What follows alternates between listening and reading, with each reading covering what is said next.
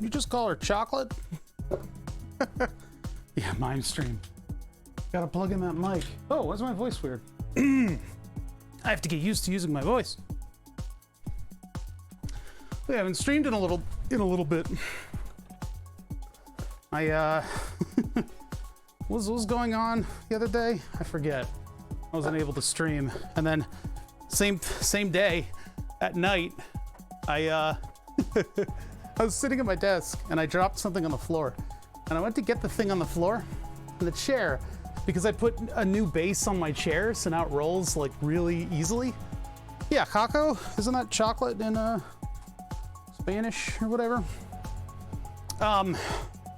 So, oh yeah, chat's not on. Chatty. What are you, Chatty? Oop. That should come up. Oh yeah, there's an extra A in there. Whatever. Who's counting? Am I like, do I have weird frame rate issues? I guess I'm okay. Usually I'm a little smoother. Could just be because of the thing. Because of, try adding your account, disconnected. Always giving me bullshit. I gotta turn it off so you guys don't see any credentials. I think.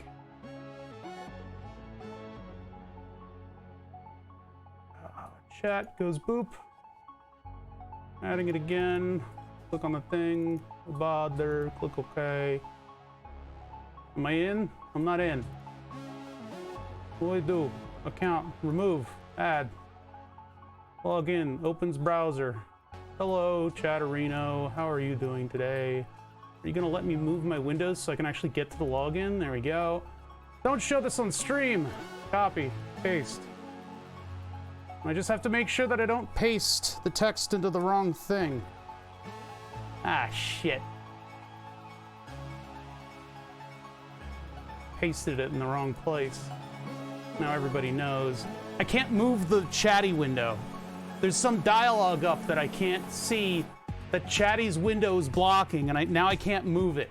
I can't physically move the chat window. What the fuck, Chatty?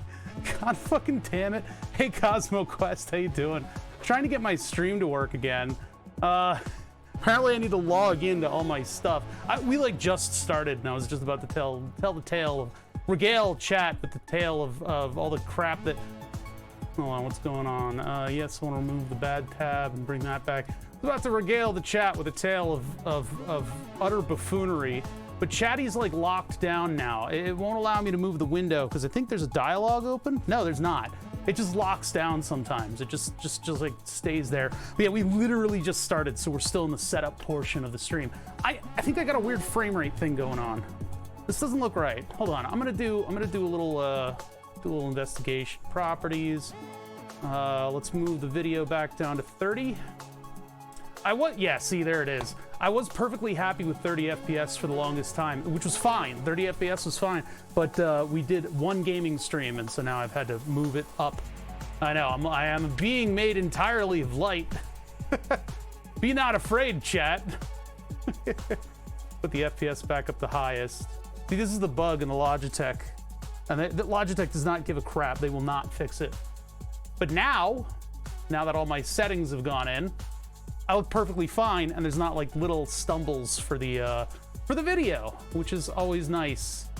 Let's take a look at this one. Is still a little weird. It's a little wonky. I'm gonna configure the video on that. No, I don't need to configure it. The gain is like super high.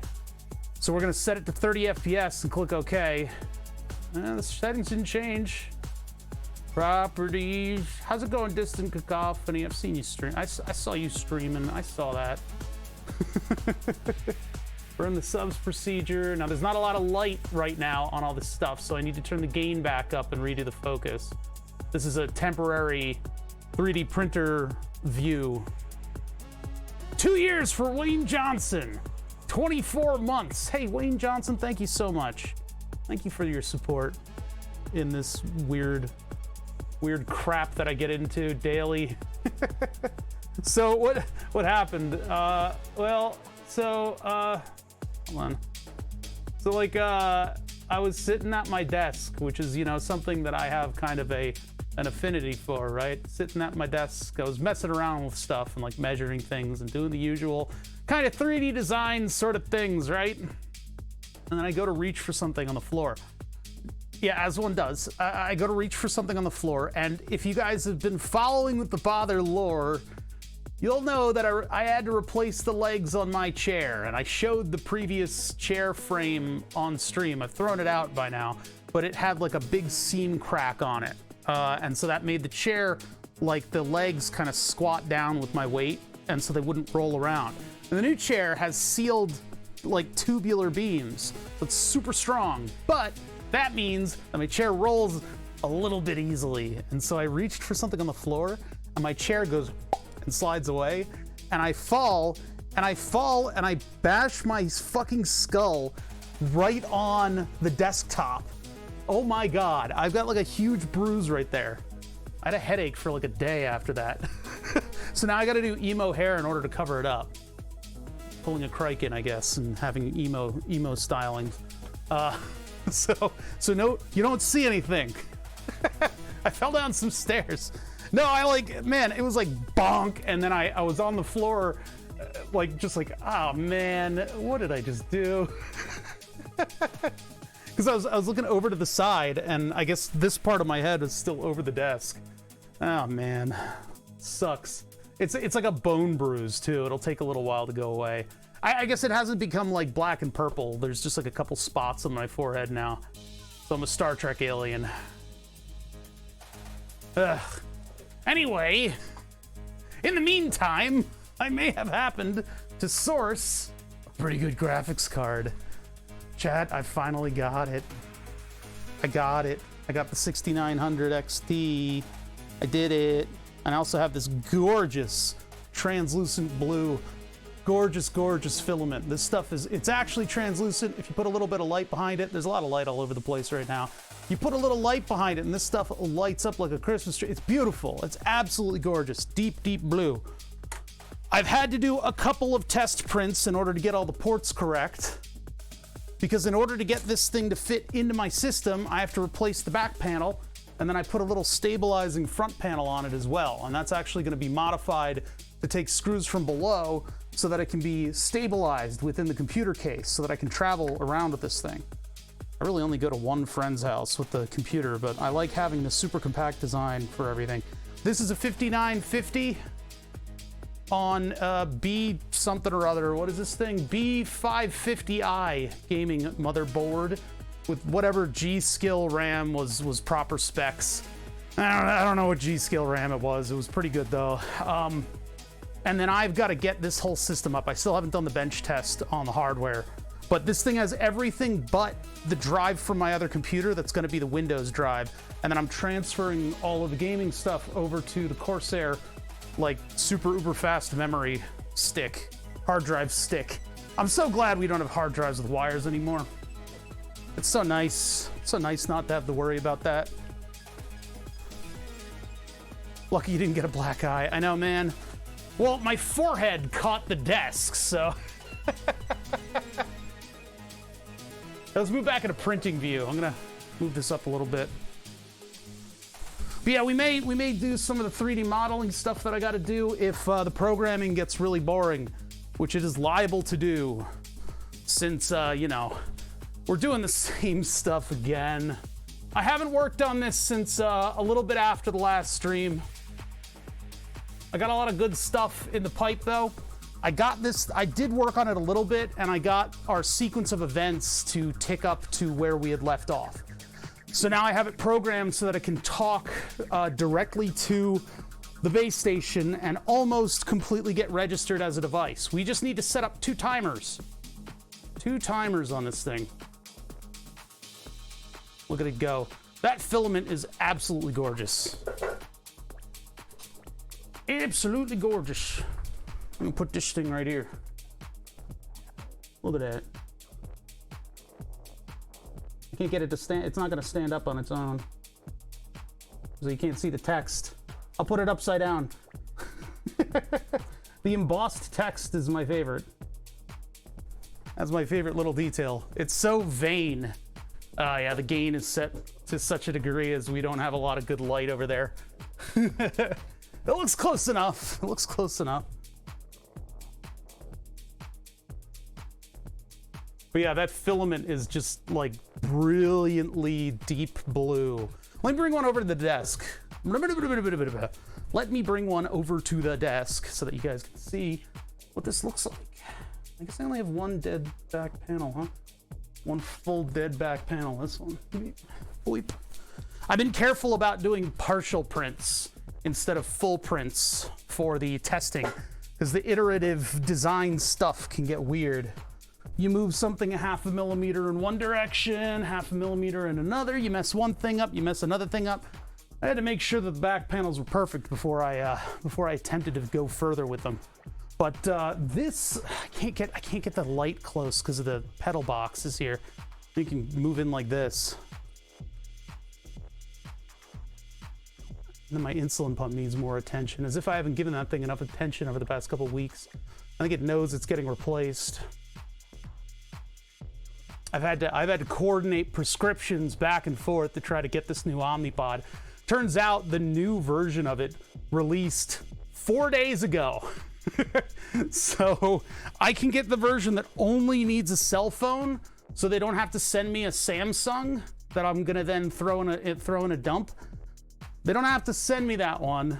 I got approval for the newest one, and then I tell my doctor, like I send a letter to my doctor, hey, CVS, my pharmacy, just needs a prescription for the new Omnipod, not the Dash. And the RN took not the Dash as to mean a 2-generation-old version of the Omnipod. So they sent that prescription over. My pharmacist got it approved. And I'm like, no, this is all wrong. So the pharmacist had to cancel it. The doctor has to send a new prescription. We're getting there. And then I've got to go through their training. That's the last thing I fucking want to do. I hate medical device training. And they're like, oh, it's just a little webinar that you have to talk to somebody on Zoom for a little while. I'm like, please, can I just get that in writing? Can I just get it in writing, please? Just I don't want to have to join a Zoom call. I'm not set up for that anymore. The virtual audio cables, I think, crackle because of the audio quality that I join in. Better I could, I guess, hook a webcam up to my gaming computer and then I'd have the mixer. I don't want that. I don't want that. I had some pizza-flavored goldfish, and then I washed my hands twice, and I can still smell them. I washed my beard too. That's the important one. That's what gets those the little bits of flavor particles. But I can still smell it. Why do you never post on Discord when you go live? What are you talking about, man? Go look at my Discord here. What's this? Oh, where's the announcement stuff? Hey, announcement section. Why don't you catch up? Well, Nightbot's having issues, I guess. It should pretty independently announce when I go live. Better all announce when I don't go live. You get one or the other. It'll catch up eventually. It's totally hands off for me. Let me log into Nightbot. Hold on. Log into Nightbot. The cough's almost gone. I do still have. Oh God, that's not Nightbot's website.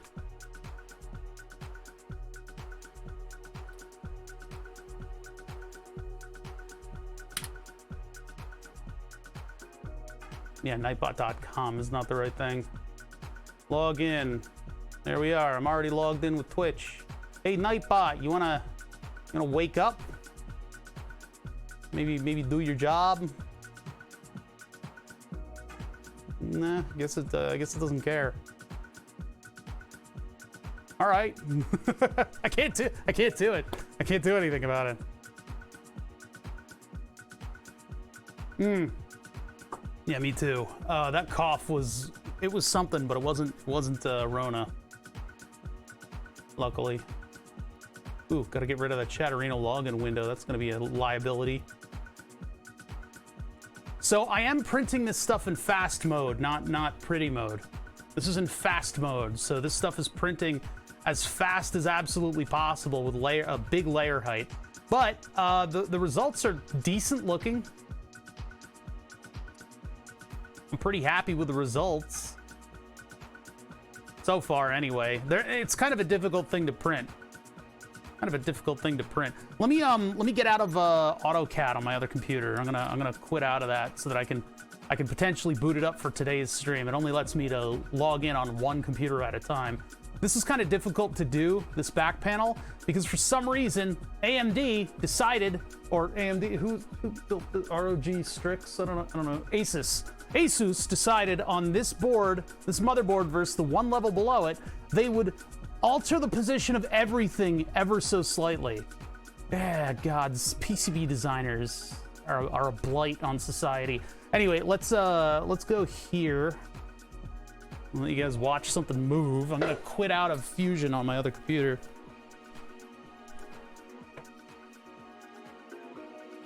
Once that print finishes, I gotta spool up another thing to print. So it's probably gonna be a bunch of the little clasps. What about after that? Maybe the fan holder for the front. I'll prepare those files ahead of time so that I have enough stuff that basically right now, I need to keep this thing moving. This printer needs to be working all day because I've got the new hardware. I'm ready to start up a new computer, a new life. What was that? What was that? What was that? I still need to do a couple little modifications here and there, so you guys will get, if we move over to this project, you guys will get the full experience. My only problem is the Radeon model that I have. The Ryzen model I have is useless. The Radeon model I have is useless. It's all the dimensions are slightly in weird places, and none of the mounting holes that I needed existed. So I was angry. I had to do a lot of work to kind of get that up to speed.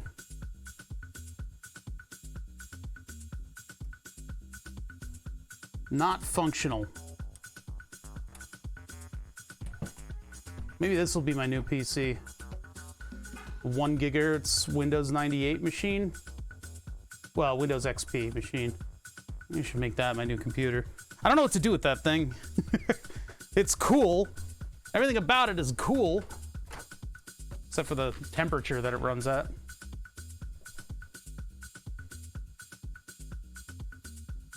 Oh, my mouse is still... Okay, all right.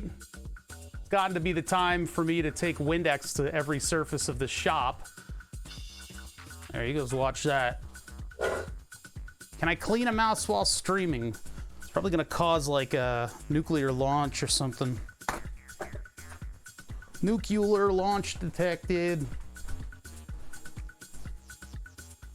You need more overseers because you can't detect that nuclear launch. Where's the Windex? There it is. This is the pew pew portion of the mix. All right, mouse. I need you to very carefully. Let's just hover the mouse over banning Cannibal Jesus, and then I'll wipe off the buttons. And whatever happens, happens. You know, I'm not responsible. I didn't do it. I guess I scrolled up to the Wayne Johnson sub.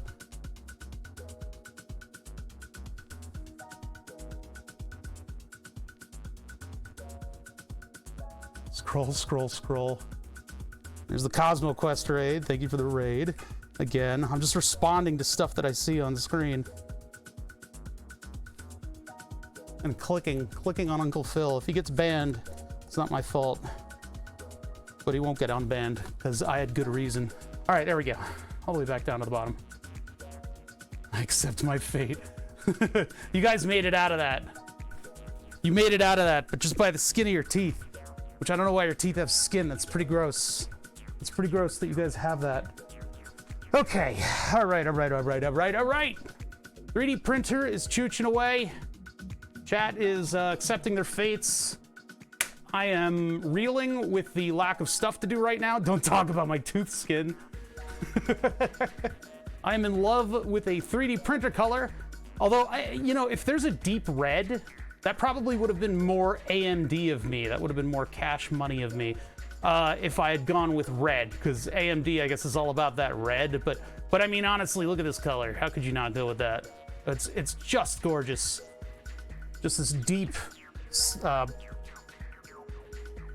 sapphire? No, what's the blue gem? What the hell is a blue gem?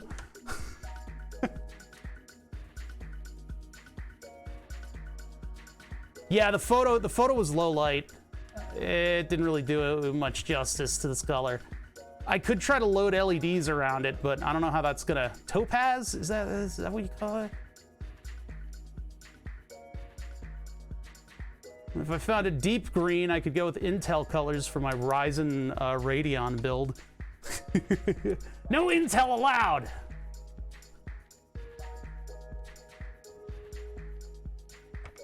I was thinking, like, man, you know how cool it would be if I could go with dual filament colors? We do have an alternative project, by the way, today. We have a third project. There was another project. Oh, wait, hold on. CVS Pharmacy text.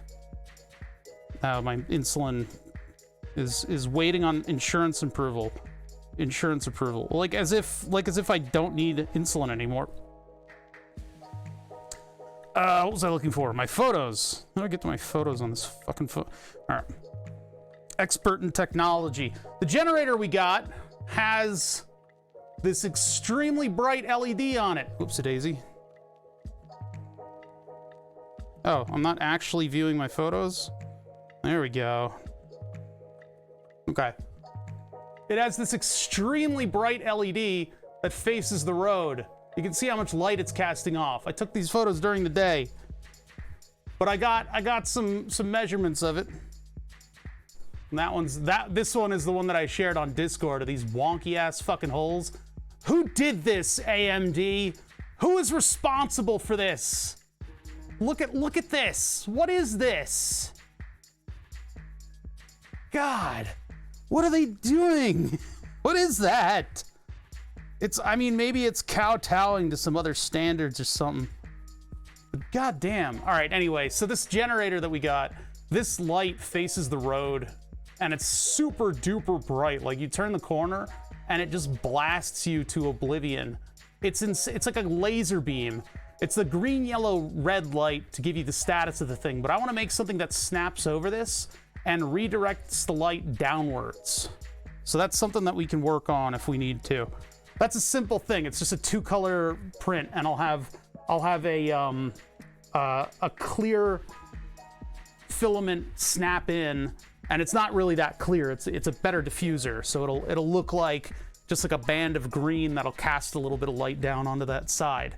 And then the techs are gonna come by and go, "What the hell is that? That's illegal," or something. And I'll just tell them to fuck off and print another one.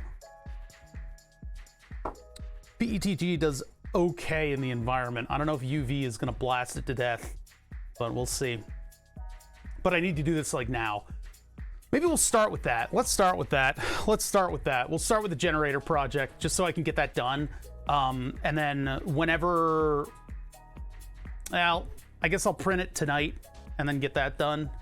So we'll do that real quick. It's a quick emergency project.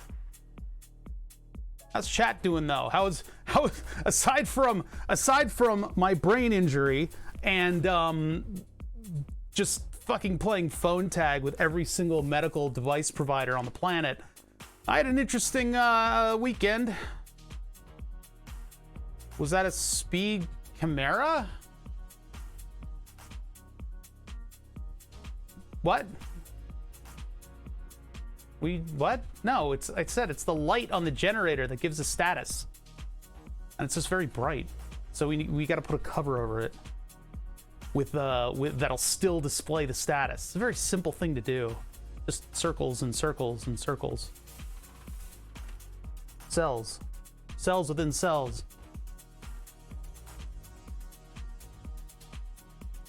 I wish I could have done something better with this text. I tried to blow it up to be the size of the thing. Didn't look right. It also says AMD above it in the CAD files, but the other one says Radeon on it, and then it also has a logo. I still need to put one hole in the graphics card panel. I need to put the hole for that little headphone plug that controls the lights that are on my desk. This thing properly configured. I mean, we get good frame rate, but the, I don't know, the gain seems a little weird.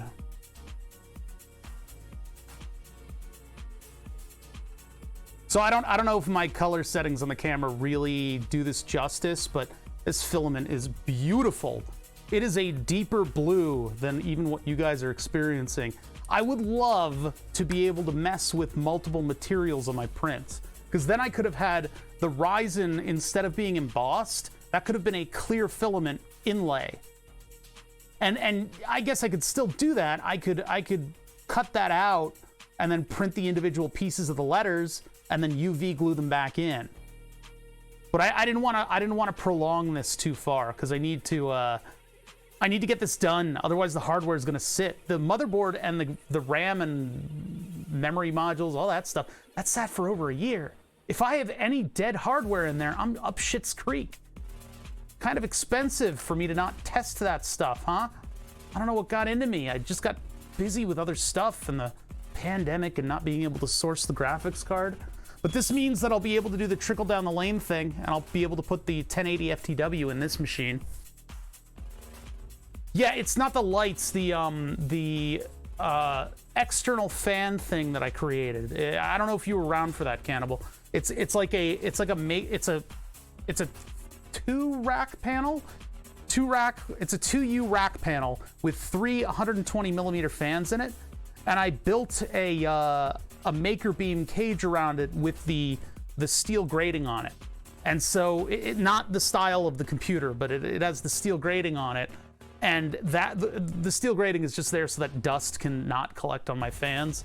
And then we have an Arduino in there, and the Arduino is measuring outside temperature, and then when it's plugged in to the computer with the headphone cable, it's measuring inside temperature, inside, outside, and it does a little comparison between those, and then spools up the fans and changes a little lighting just for fun. It's just something that goes in the keyboard tray on my desk. It keeps the open air PC nice and cool when it's around here. Now, when I travel, when I go to the friend's house with the open air PC, it's in the open air, so it gets all of that cool air that it needs. Just have to see that it works with all the hardware on it. Yeah, this is looking bad. Hold on. Let's do setup ARM.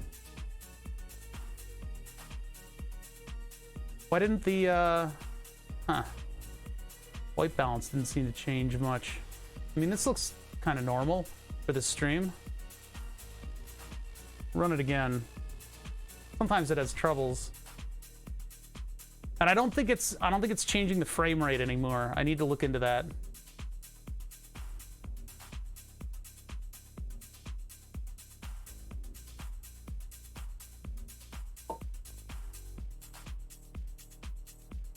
$5,800 for 2 weeks. I'm just like, oh bother. It's been a year. I've had it for a year. I'm negligent in my duties as a computery person.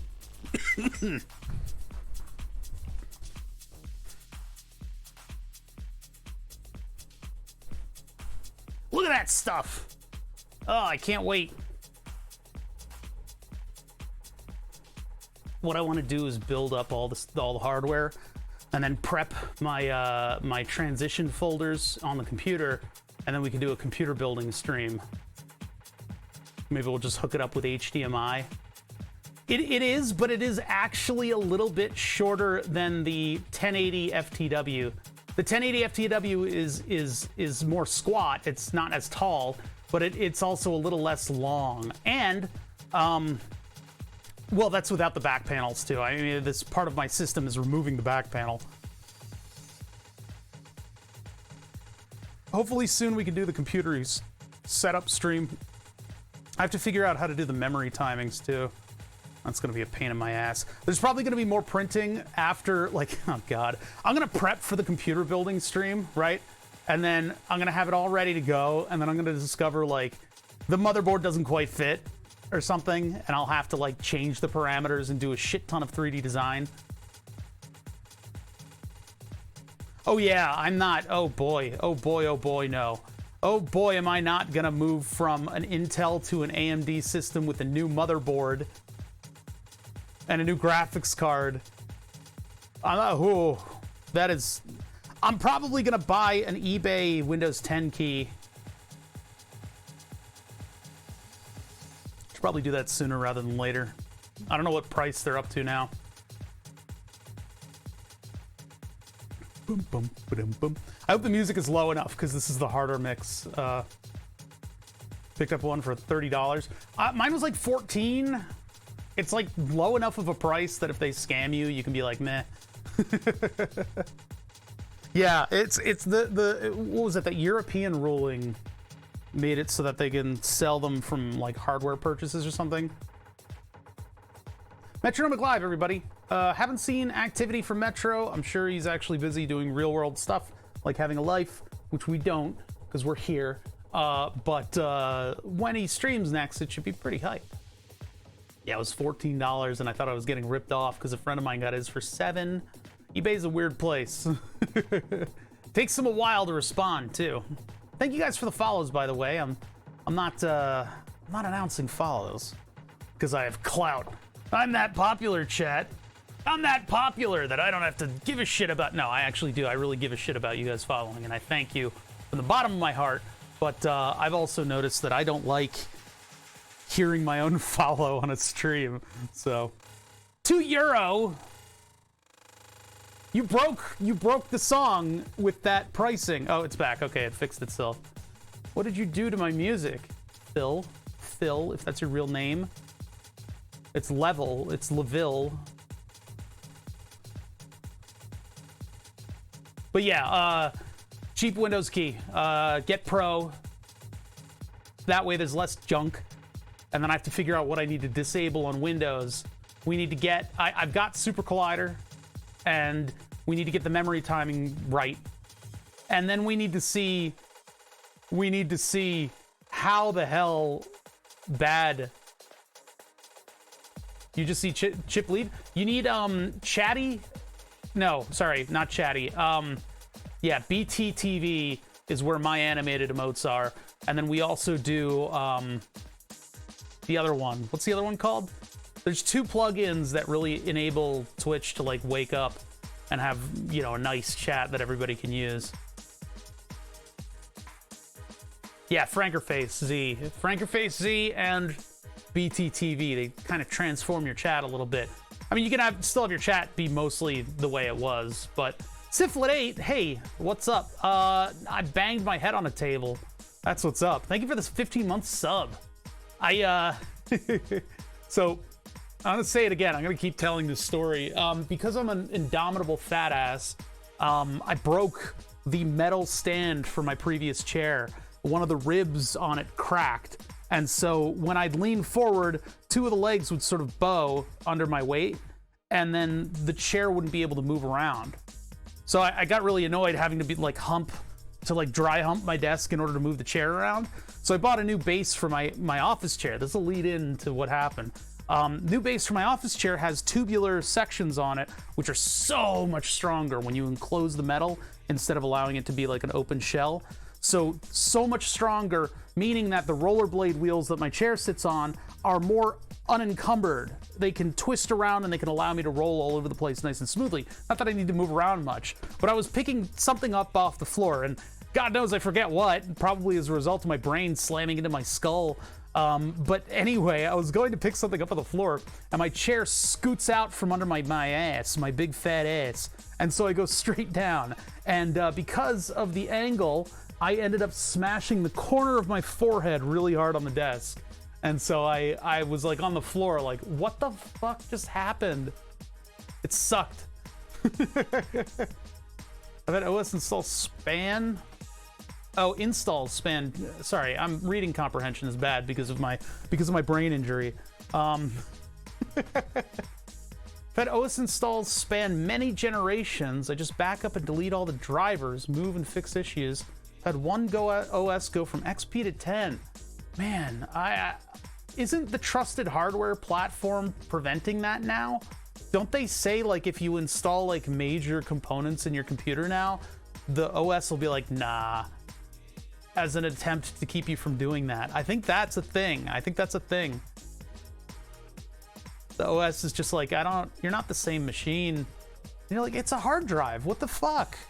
I'm glad the computers around here aren't that new. We were able to clone my poor dear old mother's hard drive and put it onto a solid state drive, which she is ranting and raving about how fast the computer is now. Ranting and raving. I haven't had anything to eat since last night. I did a burger, and I did a mushroom and onion Worcestershire and sweet wine vinegar reduction. And I did that on top of it had like good American cheese on it. Yeah, Worcestershire. It's Worcestershire. It's Shire sauce, all right? Those little hobbits are making it. What's that lettuce I'm thinking of? Arugula. I had it on mayo, arugula, mustard, and I put anything else on it? No, just the mushroom onion reduction, I think. Yeah, there was a tomato that I discovered after eating the burger, but holy shit. The bitterness of the arugula, the umami of the meat, the extreme umami of the mushrooms and the sweetness there, countered by the mustard, everything bolstered by the fat of the mayo, and the bun didn't even matter. It was absolutely the perfect burger. I've never made a better burger. Also, big cooking tip. Caramelizing onions takes a lot of time. If you want to get that real sweetness out of your onions, you may spend up to 45 minutes, and the onions are gonna brown quite a bit. I mean, this is like the French onion soup thing, right? I love big tips. Yeah, none of us can lie. None of you can deny. Get a lot of onions, put them in a pan, a little bit of like veggie oil or the grilling olive oil, whatever, and leave it on a low simmer for a long time. 45 minutes. You don't necessarily have to get all the way to 45 minutes, but you'll thank me. Because holy shit, it has such a different effect. And that's part of the secret of like the cheesesteak places around here. The big cheesesteak places, like Jim's, always has onions on the skillet. And they add a little water to it or something to keep it boiling. But they always have onions on the skillet, and those onions have been allowed the time in order to properly turn all of that, whatever the hell is in onions, to into sugars. It's amazing. I love how mankind, like in the early days, right? Mankind in the early days, we were just starting to get into the whole farming thing after the hunting and gathering thing. We like dig up this root. And we're like, the fuck is this thing? It's got like paper on the outside. They bite into it, and it's like, oh my god, this is making my eyes water. Let's put this into literally every food. Like, this little bulb that I found in the ground, it like really stings, and like it like hurts when you cut it, enough of it. Let's put it in all of the food. Like all of the food. Every food gets it. Everything. I love me some onion though. Same thing with garlic. They were like, oh, dear God, that's disgusting. What is that stuff? It's like making my nose water when I bite into the raw root. Let's put that in fucking everything too. I blame witches making all them brews. This is fucking my shit up. I love it. Well, that's hot peppers in a nutshell. Oh my God, I'm hallucinating with how hot this is. Let's breed a hotter one. Fucking psychos. Animals were already made out of meat. Why do we have to improve upon that?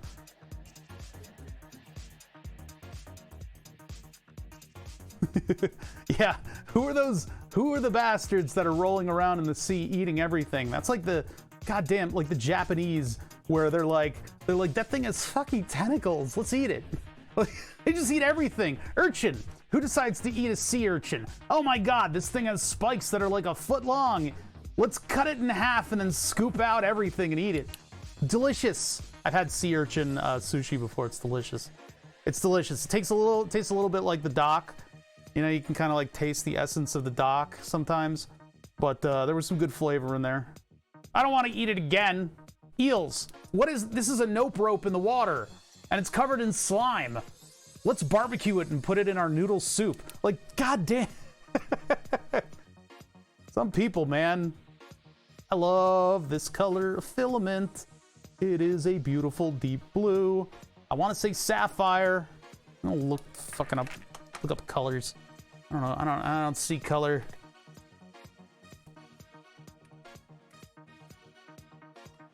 Two P's. Sapphire's blue, right? Yeah. It was like a deep sapphire, though. Yeah, royal. It's a royal blue. A royal sapphire blue. Kind of freaking out when I lost my smell this week. Wait, you lost your smell? Did you actually get COVID? How do you have, or did you just get your nostrils plugged or something? We can learn from the adage of curiosity kills cat. I mean, we were hungry motherfuckers back in the day. You know, if it looks like it's made out of food, we ate it. I can guarantee you, we probably ate rocks. I mean, how else do you get salt? Let's literally eat fucking rocks. Oh, this is good. Let's put it on literally every food. Wow, this rock makes my eyes water. And it dehydrates me. Let's put it on literally all of the food. Fucking salt. Ah, just stuffed up. Yeah, rock candy. Well, that's drying out sugar though. Hey, this like cane tastes really good if you chew on it. What if we like ground it up and I don't know how they get sugar out of sugar cane, and then like dry it out. And we can sprinkle that on everything too. One sec. We can sprinkle that on everything too and give everyone diabetes. That's corn sugar. I blame corn sugar on a lot of the ills of today's world. Fuck corn. I hate corn. All my homies hate corn. I actually do, because the corn fuel in gasoline is pretty bad for older cars. Older cars. Look at how shiny it is. It's so good. Obviously, it looks better in person. The camera's like doing its best to represent the color given the lighting, but it's got like a weird quality of blue to it. The royal blue sapphire kind of color that this thing has. It's really brilliant. Yeah, this is just an Amazon purchase of some Polymaker dark blue PETG, translucent dark blue. Now, boy, if they had the ruby equivalent, if they had the red equivalent of this blue, that could make for an interesting Ryzen build, because then it would be consistent with Ryzen's marketing as Team Red. But I'm happier with the blue. Maybe one day I'll upgrade it if I get the filament. I ran out of red filament anyway. I'm doing a blue sapphire Ryzen build. Did blue sapphire already get claimed by a computer company? I think it did. I think that already represents some other product.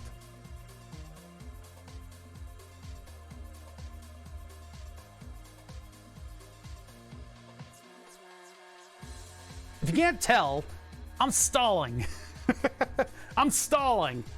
So let's stop stalling. Yeah, let me let this song play out a little bit. IBM did Big Blue. They do Blue Sapphire. Sapphire is the well, there's the Bombay gin. Doo doo doo.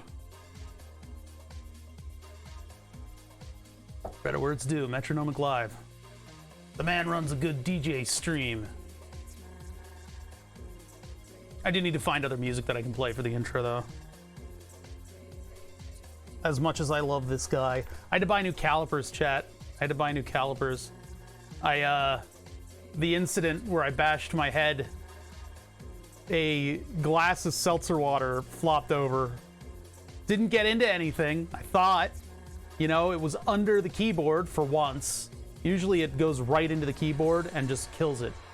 I need like baby's first sealed keyboard so that I can like spill my sippy cup on it. I had a person in chat buy me one of those cups that has the suction cup base. But yeah, when I smashed my head, when I headbutt my desk and got this giant bruise on my skull and got a mild brain injury, so you guys can't make fun of me anymore. The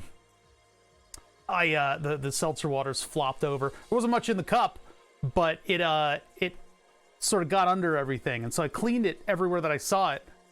Next day, it turns out that it was in the calipers that were sitting on the desk too. So those calipers are dead. They don't work no more. I've got them sitting over there.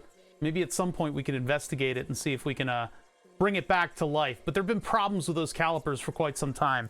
The inner radius adjustment was off by a little bit, and they've led a generally very hard life. So I got a new set of calipers, like $130.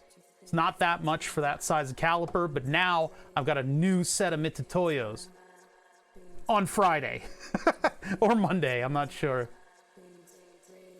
It was seltzer water, so it literally is sodium water. There's a thing on the back. You can look up how much sodium it has. Oh, the recycling went out today. I would have shown you. There is literally just sodium in the water. That's all seltzer water is. Well, I mean the carbonation, but whatever. It's not a good scene. You don't dip your computer into seltzer water. That's not the secret to fast computing. Well, for a minute, but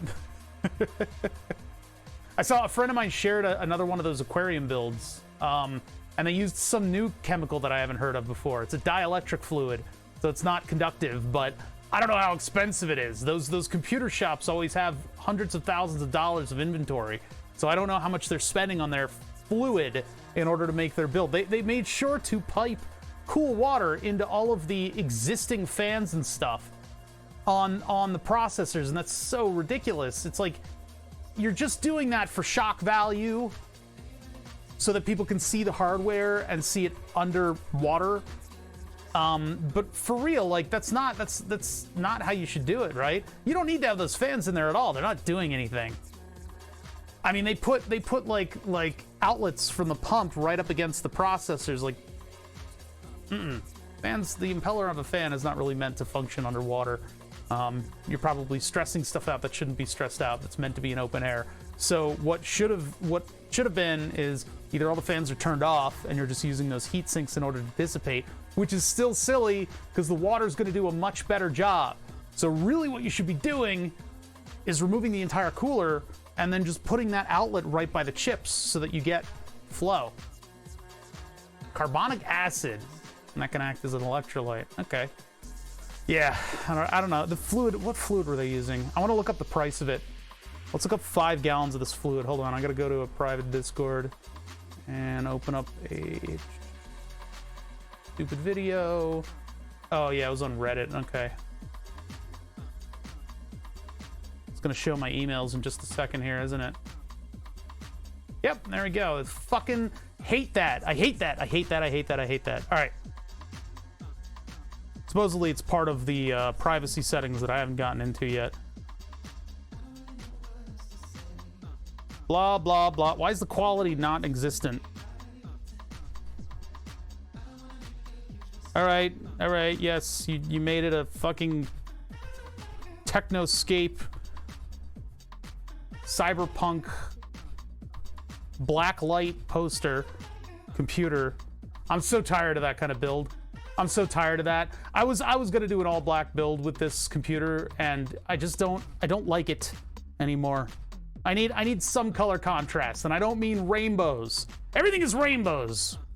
Look at that. Even this is all rainbows and cyberpunk aesthetic. Getting tired of it. It's time for that to go. What you hold on. They advertise the rainbows in order to tell you that you're able to put any color you want on those LEDs. I like a unified design. This is real housey stuff we're going on right now in this music. Submer Smart Coolant 3.0.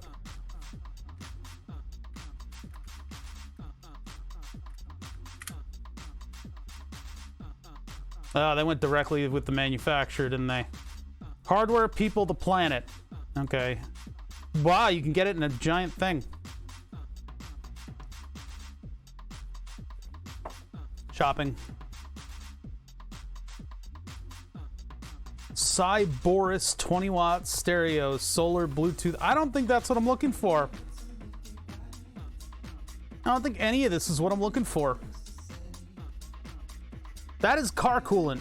That is the cooling kit, the high mileage cooling kit that you have to put in the BMW. Show me the Submer stuff. You got to go directly through the manufacturer, it looks like, which means it's prohibitively expensive. You really call it a stereo if it's only 20 watts. I do want to get like a little speaker thing. What's like a good like little plastic stupid speaker that can run off of, because like when I go to the LAN party, I want to have audio, and I don't want to bring like hundreds of dollars of headphones, right? I want to bring like some cheap ass stupid speakers that can properly replicate the audio. Would it be like a Klipsch speaker maybe? Do you guys have anything you like that's like a little plug-in speaker? Bluetooth. I don't know if I want to do Bluetooth. I guess I can.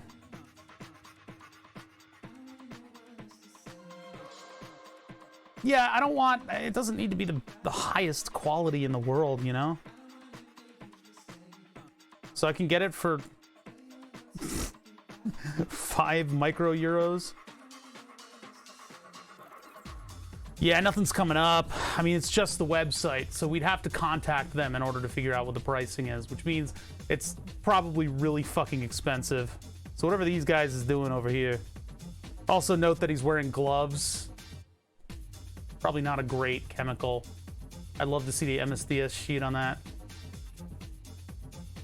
Look at how it's kind of like an oil a little bit. It's probably cancer juice, let's be honest.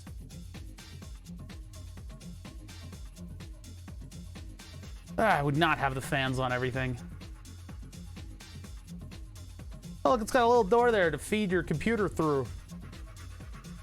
It's like once you set up one of these, any maintenance that you have to do on the computer is just abysmal. This is where they're shilling their company. They don't even have a bubbler going up through the little diver guy.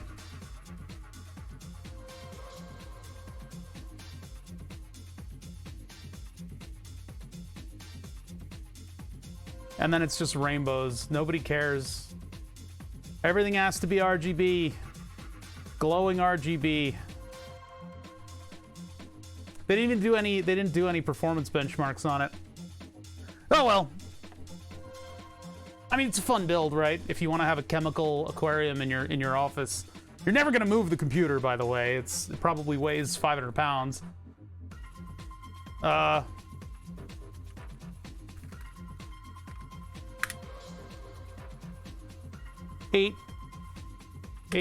40, so like 40-ish, 50-ish pounds, plus all the metal and the glass and stuff. So you got like an 80-pound computer there, probably. Anyway, Royal Sapphire is the color that I'm printing. Right over here. We got panels coming in. Oh my God. This is a great song for a backdrop for me explaining my computer upgrades, because this song is how excited I am about the upgrades to my computer. Yep, this does it. This is as excited as I am.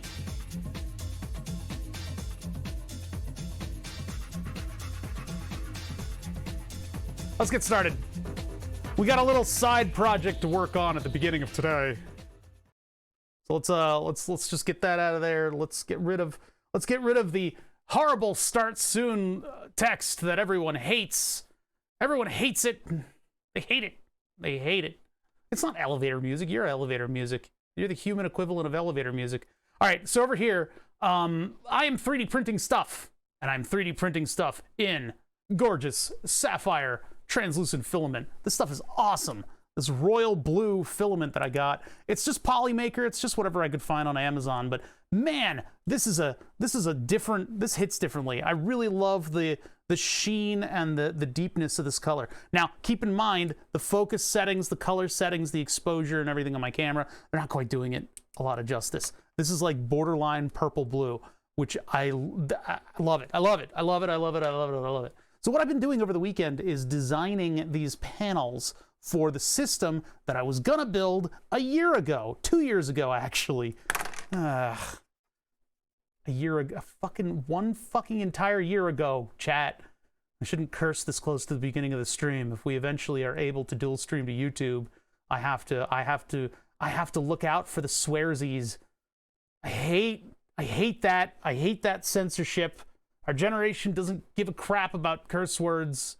I don't know why old ladies or old people will just have to dictate that kind of behavior out of us. Oh my God, this word, it's so bad. I'm not belittling anybody when I call them a piece of shit. No, wait, there wasn't even a curse word in there. Sorry, I'm just mad. Anyway, so yeah, I've been working on designing these panels in Fusion. We're gonna do a little bit of Fusion design at the beginning of the stream, but I've got one for the motherboard, and then the other one I have directly attached to the graphics card. You see, my computer is very small, and I've got a very small power supply on it. It is 11 inches by 2 inches by 3 inches, I believe. Mostly heatsink, and it's made out of military-grade... they're not specifically the military-grade ones, but I like to describe them as that. They're military-grade power conversion modules. They take 120 volts in, turn it into 300 volts DC, which is common on ships and stuff, and then they turn it back into 12 volts DC. So it's 3 modules. One's the 120 volts to 300, and then there's 2 25 amp 300 to 12 volt modules. You see, at around 2011, I got ahead of this whole trend in computers to make everything 12 volts again. It is so much more compact and easy just to make a ton of 12 volts and then convert everything on the fly. Now, you can't see it on the motherboard right now, but there is a module plugged into it, which is actually a 140 watt power supply for a car. So it takes in, 12 to 14 volts that you would typically see in an automobile, and it turns it into all the various motherboard voltages. But it feeds the 12 volts to the motherboard from the 12 volt supply. So if you have a big 12 volt supply, 140 watts is more than enough to power an entire processor and all of the accoutrements that are attached to it. The lion's share of the current at that point goes to the big chunky graphics card that you guys can see right in front of you right there. So I send 12 volts to the graphics card and 12 volts to the motherboard, and everything handles itself. The graphics card is going to take quite a bit of current, and the motherboard's going to take quite a bit of current. It's going to be right up on the edge of what my power supply can handle, which means that insane graphics are for, it's a sometimes food. If I really have to, I think I can put another module on that power supply, but we'd have to redesign the PCB to make that happen. So I don't want to do that. I really don't want to do that. I don't want to do that because it's going to be a long process. If we need to, I will, and I'll just throttle back this computer quite a bit, because that one unit knocked to a cooler, it's all black. It looks great, but it's actually not recommended for that processor. 5950X is a little hotter than what that thing recommends. So we'll see how this goes. AMD was the right price point, and I'm happy to get rid of Intel. I've been kind of an AMD fanboy for long enough. My old computer was AMD. So I decided to go full in and see what kind of issues I'd have with drivers. The graphics card is going to be on a riser cable, so that's a bit of a hit. Not terrible. The hard drive is going to be a shitload faster because it's that newer M.2 stuff. The RAM is going to be amazing. We just have to get all the timings and the settings right on that. This is enough of a new system that I can possibly do a bench test if I can find. I think I have a power supply kicking around. I think I have like an 800 watt power supply. No, I have a kilowatt power supply, but I don't have any wires for it. That's gonna be Anyway, that's what I'm working on right now. Damn it, that's what I'm working on right now, and it's sort of become the priority. Now, that's not to say I'm done with simulator stuff. So I'm working on this because this is like a major upgrade that was 2 years in the making. Another major upgrade that was less than a year in making is my simulator setup. We need to make my simulator setup, the controller for the simulator setup, our own controller for the accessories for the simulator setup. That's the way to describe it. This thing needs to emulate. Hold on. This thing needs to emulate a wireless module, and so it needs to do a certain handshake, and then it needs to run a timer. So I am just at the cusp of getting that timer working. All the other handshake stuff I have worked out. So we need to do a little bit of coding on this in order to make just like an array style timer, in order to make it respond properly to the timing signals that go out, and then we can make it send a couple packets on demand. And when we do that, we will enable our full like all of the buttons on this thing will be ready, and we'll be done with this fucking project finally. And it'll be expandable for when I want to add accessories like the lighting control switches and stuff like that. That'll be fun. That's something we can get to later. Why is the stick on the right side? See, the reason that we're doing this is because I added the 8-gate shifter. We did a lot of cool Fusion 360 design with this thing, including adding different like RC car struts to this so that it has a little bit more of a real feel to it. And then making this hideous looking barrel that it sits in. But that adds 8 buttons to the rest of our system. And those 8 buttons put us over the edge. I need those 8 buttons. And if I represented those 8 buttons with the port expander, I would quickly run out of buttons. And so all of these buttons on the steering wheel wouldn't be represented. They're digitally pulled within the system in order to press buttons. So I had to buy a wireless wheel module, which almost made it so that I couldn't buy the Radeon on demand. The Radeon was MSRP. It was directly from AMD. So it was an extremely reasonable price for that level of graphics. Of course, all my friends are you know, ooh, you should have just waited a couple months for the, ooh, you should have waited. All right. Yeah, you know what's going to happen, and they're not admitting it, is that the new stuff's going to come out, there's going to be a mad dash for it, and there will be no availability again.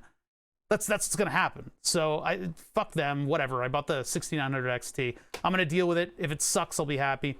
Anyway, yeah, this is the sim setup, and it's a Mercedes S-Class steering wheel that's getting digitally pulled by our own thing in order to tell a Granite Devices controller that buttons have been hit. But we need to get in there digitally. So I bought the wireless wheel module, and we have that hooked up, or had it hooked up, and we figured out, we characterized the entire serial system that the module is speaking. And we were able to actually, thanks to Uncle Phil, we were able to relate that back to a data sheet, and then get all of the exact commands. So now we're setting up this device right here to speak to this. And I've made a couple little breakthroughs with it. We will continue on with this in a minute. I still haven't gotten to the project. So we got the computer that I've started really feverishly working on. We have the sim setup that I've really feverishly need to finish. It's like maybe a day or two of work left on this thing. And now we have this absolutely brand new project. Here's a brand new project. It'll take us 5 minutes, and then during my 3D printing tonight, I'll set up to print it out, because I need to do 2 filaments in order to print this thing. So here is the deal. I just got a generator. It was a necessity around here, getting a generator. Unfortunately, because of where I live, it's kind of a woodsy area, and stuff falls on the lines a lot. So what I've done, what have you done? I took some measurements here. We got a generator. It was extremely expensive. Sucks how much these things are. It was extremely expensive. I guess the value of the house goes up too, so whatever. But it has this LED on the outside. It's a red yellow green LED thing, right? Red, yellow, and green that gives you the status. Oh, that's the 6900 XT. Whoever made these holes should be embarrassed. Anyway, 6900 XT. Sorry, we're not talking about graphics cards. The generator has this status light on it, and they need to be able to read that status light in order to drive by and see that, you know, everything's still working under warranty. However, when you turn the corner into the neighborhood, this thing is at eye level, and it's shining directly at you. So this is a quick project. I need to take these approximate measurements, and I'm going to make a cap for this thing.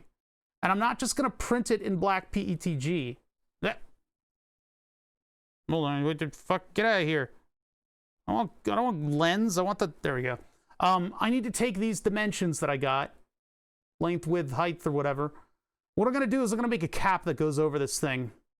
And that cap will have a window that sort of does like a little Cylon lens downward. And then in that, I'm going to put clear PETG.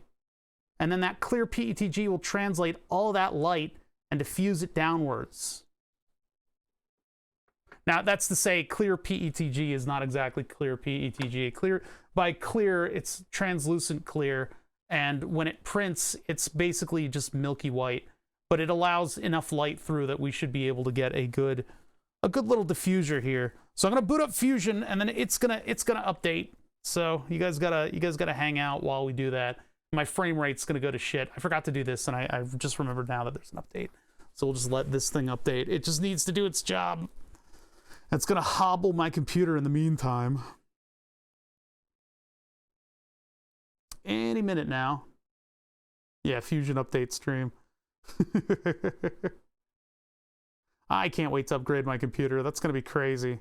There's probably like institutional programs, like deep programs and driver installs that are like ancient that I won't know about.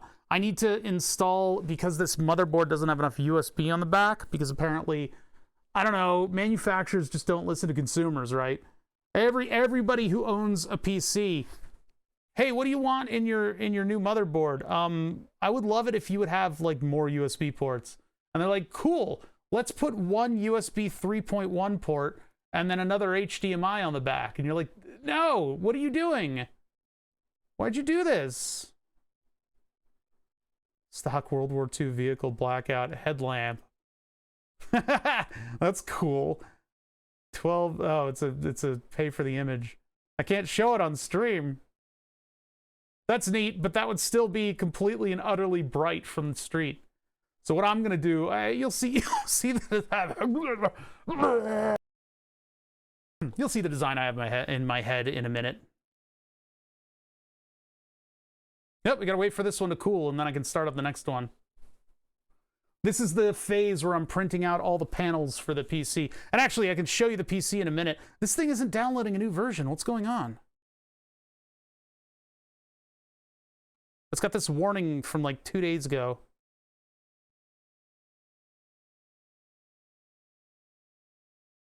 Okay. You can make them do generative designs. It would be kind of cool to do for the side panels of the computer. Just have a generative design come in. I don't know what kind of information you need to give it in order to do that. Like for me, it's like I don't need a generative design. I just want cool spider webs. Like just, hey, just do cool spider webs. That would look really cool on my computer. And then I'll just 3D print it and it'll be, we should play with generative design at some point. I would like to do that. All right, we are in not steering wheel stuff. We're back here. I need to organize these folders, but I don't know how to move them. Computer. Here's the whole thing. Here's a preview of what it might look like. Urgh, everything is slow as it loads all the models. This is typically kind of a janky process. Hey, the neat part is I can finally move the 1080 FTW onto this machine, which will be pretty cool. Oh yeah, and there's a little updatey. I need to update a part. You can do it! Let's go! Oh no. The 970 I don't think is being taxed particularly hard in order to do this. It's more of a loading in a whole bunch of timeline kind of deal. Oh, I'm gonna have a glass of water while this thing, you know, puts me into a 1990s music video. There we go. All right. So for better or for worse, I have most of the stuff in here. Most of the 3D parts that we need, like the things that hide the power connector. I think I'm gonna leave the GPU power. I think I'm gonna leave that the way it is. It's currently in a piece of orange plastic, I think, unless it's still just like a circuit board. But like, there's not a lot of room back there. I don't know if I'm gonna be able to fit it or not. That might be an issue. I might have to investigate that and redesign the part appropriately, or just leave it alone. Squish it in there, just force it. Yeah, the hider for the power supply needs some work. It's actually clipping into the bottom there, you can see. The capacitor block that's specific to this power supply, I don't know what I need to do with that. It's not in the right position, but I don't know what I need to do with this. It doesn't print very well. I did a sapphire print of it. It looked okay, but like the screws are just decorative, and I glued the other one together. In these open panel areas, I put a piece of mesh that like covers it up nicely. Like this one gets the pieces of mesh, and I was thinking about putting an LED in there. But there's the 6900 XT in the same form factor as my previous case. Power supply remains the same. It's got 6 40mm Noctuas on it in a push-pull configuration that allows it to move enough air and not create suction. Remember when we hooked these things up, there was this, the fans were making weird noises because they were lowering the pressure in there so much that air couldn't get in. But air gets in from the side, from this little panel here, and gets into the fins that are more dense, and then it's got 6 40mm fans on a giant block. That's probably enough cooling for the power supply. It's not loud anymore. Now, the Radeon, 3 fans facing up in the air, but they are sucking in cool air from the keyboard tray. This right here, a little bit of clippy, little bit of clippy, little bit of clipping going on there. Oh wait, hold on, update, get latest version. So I got rid of that chamfer because I didn't quite get it out of the way, but it does clip, a little clippy thingy going on here. This, however, this front part fits. It's hard to see, but the front part fits.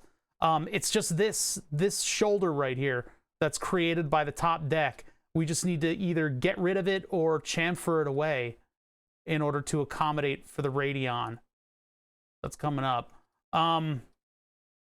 Yeah, but what I did is I created a part that was this countersunk screw, but it's that countersunk screw, but it's clearanced. That's just the clearance part. It's not the actual dimensions of the countersunk screw. It's a little bit larger. And so I use that in order to hollow out the solids and then create the new solids that I need to print in order to fit these bright fasteners. And the reason I'm using bright fasteners is for the contrast.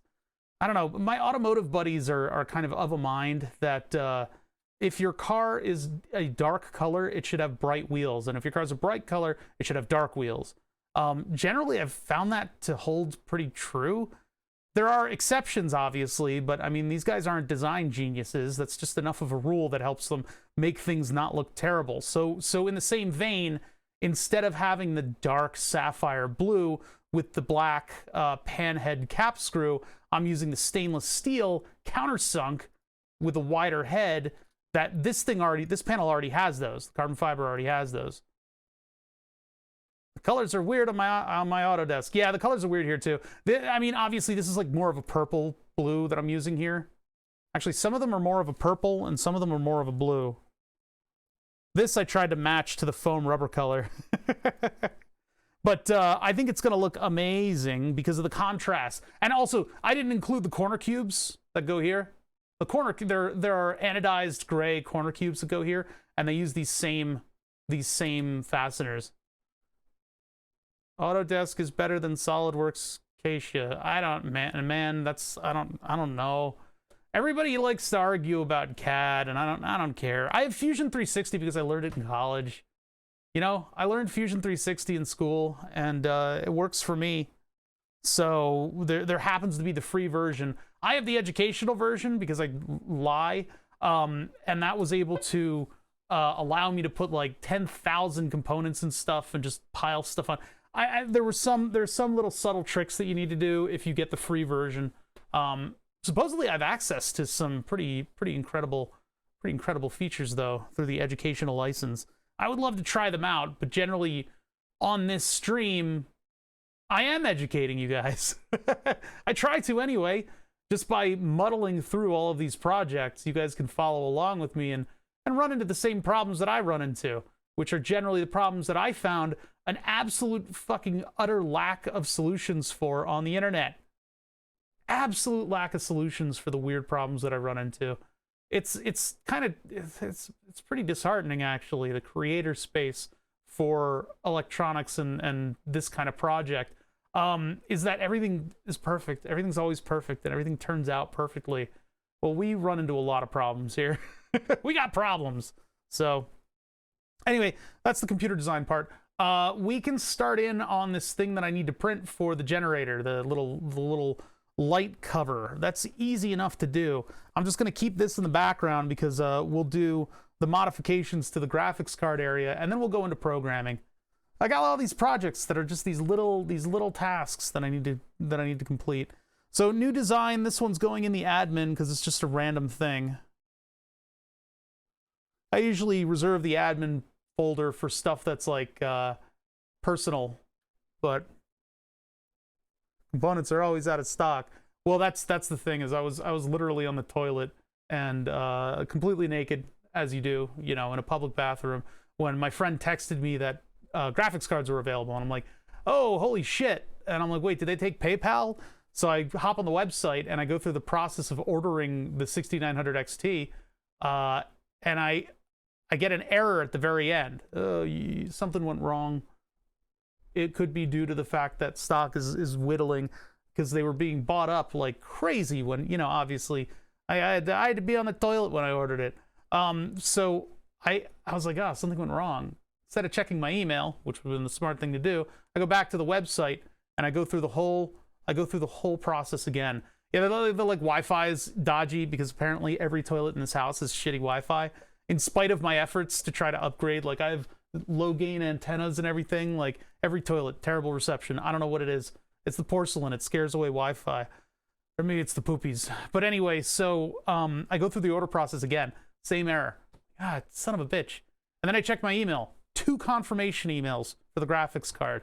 So I had to contact AMD and have them cancel one, but I got it. And there it is. It's sitting over there on the brewing table, peacocking. See, the problem is I can't instantly use it because my computer is so weird. The air-cooled computer is so weird because I've got all this hardware in this tiny little case that has a custom power supply on it, providing 12 volts to the graphics card and the Mobo. Now, this Mobo, by the way, this wasn't the right model. This is the one version lower of the B550 Strix, which I don't know. Maybe there is a better model of it now. But I did all this stuff to, like, you know, put the text in there and everything and the logos, and then it turns out that all the hardware on the back of this thing is different and it's in a different position. Like, as it is here, it looks like everything's out of whack. It's not. It's in the right position. I still have to mount it to the board and make sure that it's all in the right spot, though. So that may take a little bit more modification once I get the hardware and I actually take the plunge and get my old computer packed up and ready for a full upgrade. But this one turned out really well. And again, once again, whoever made the model for the 6900 XT didn't include the screws on the back, which I'm relying on. We're replacing the PCIe panel with this power and graphics card panel. So the power inlet is right there, and then it goes to my custom circuit board that mounts onto this quote-unquote heatsink. It's just a block right now. And then we have to finish the design of the front, which by the screws in the front were just drunkenly placed. I can't figure that one out. But the graphics card needs to be mounted in the front too, because this computer will travel, and I will sometimes use this computer standing up on this side. So if the computer is standing up on the side, the graphics card needs to be pretty well locked in. Luckily, we have holes for these exact screws on the front of the graphics card itself. Oops, Control Z, I just moved something. Whoever authored this model did not include those screws, probably because they were difficult to measure. Also, this model is a little bit, the dimensions are a little bit off, just a little bit. But it's enough that I can actually design for the graphics card. And luckily, this thing is about the same size as the 1080 FTW. 1080 FTW was a little bit longer, actually. I had less space in the front here. And eventually what I'd like to do is create a display over here, because I got this big open section with nothing in it. There's like nothing going on right there. It's just there for like sharts and gargles. I could, I want to put a reservoir there.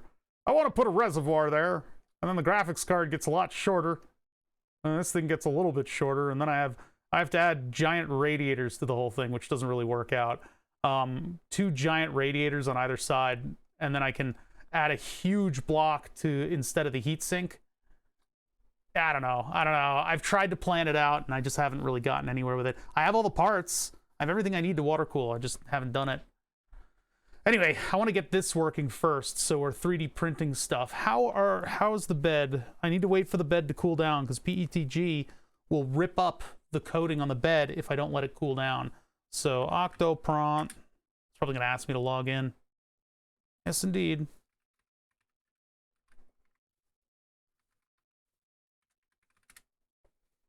I don't know why I put a full password on my Octoprint.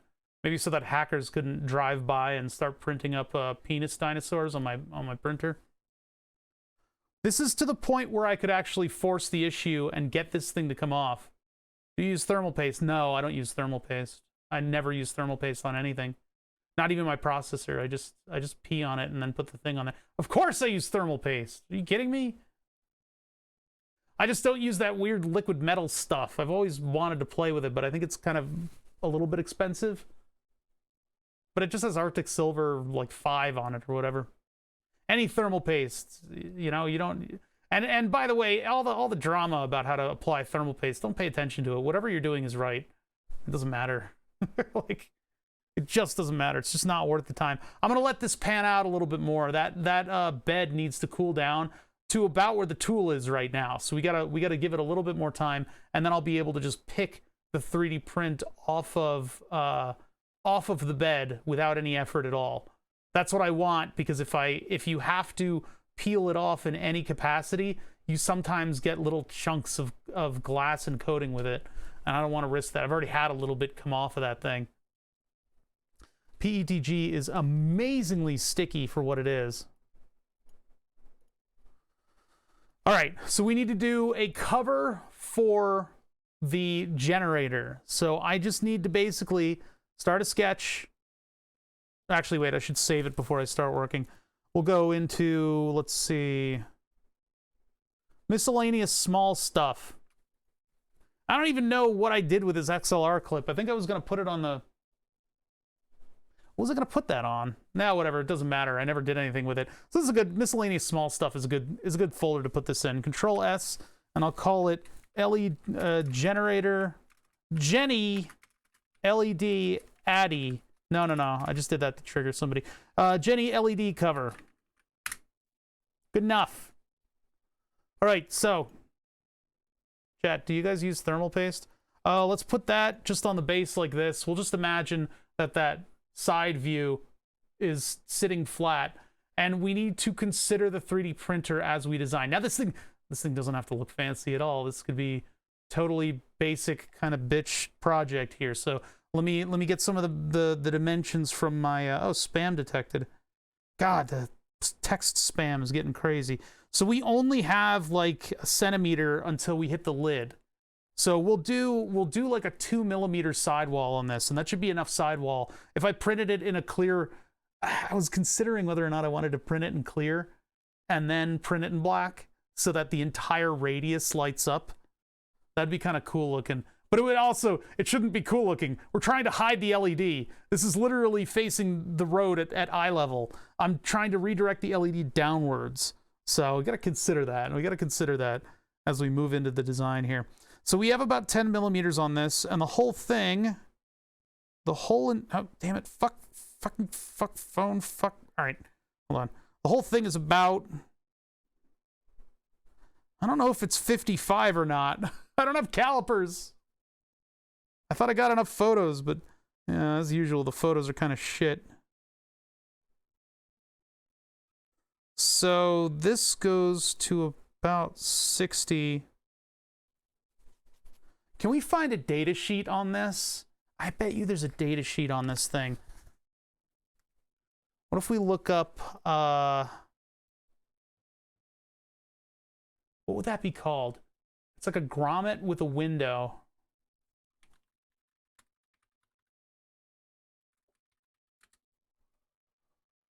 Not quite. Nope. That's going to be a tough one to figure out. Generator LED cover. It's such a specialized thing. This is really where 3D printing comes into fruition, because it's such a weird thing. It's like my generator LED is too bright is like the first worldiest of problems, right? Generally to be solved with putting a plant in front of it.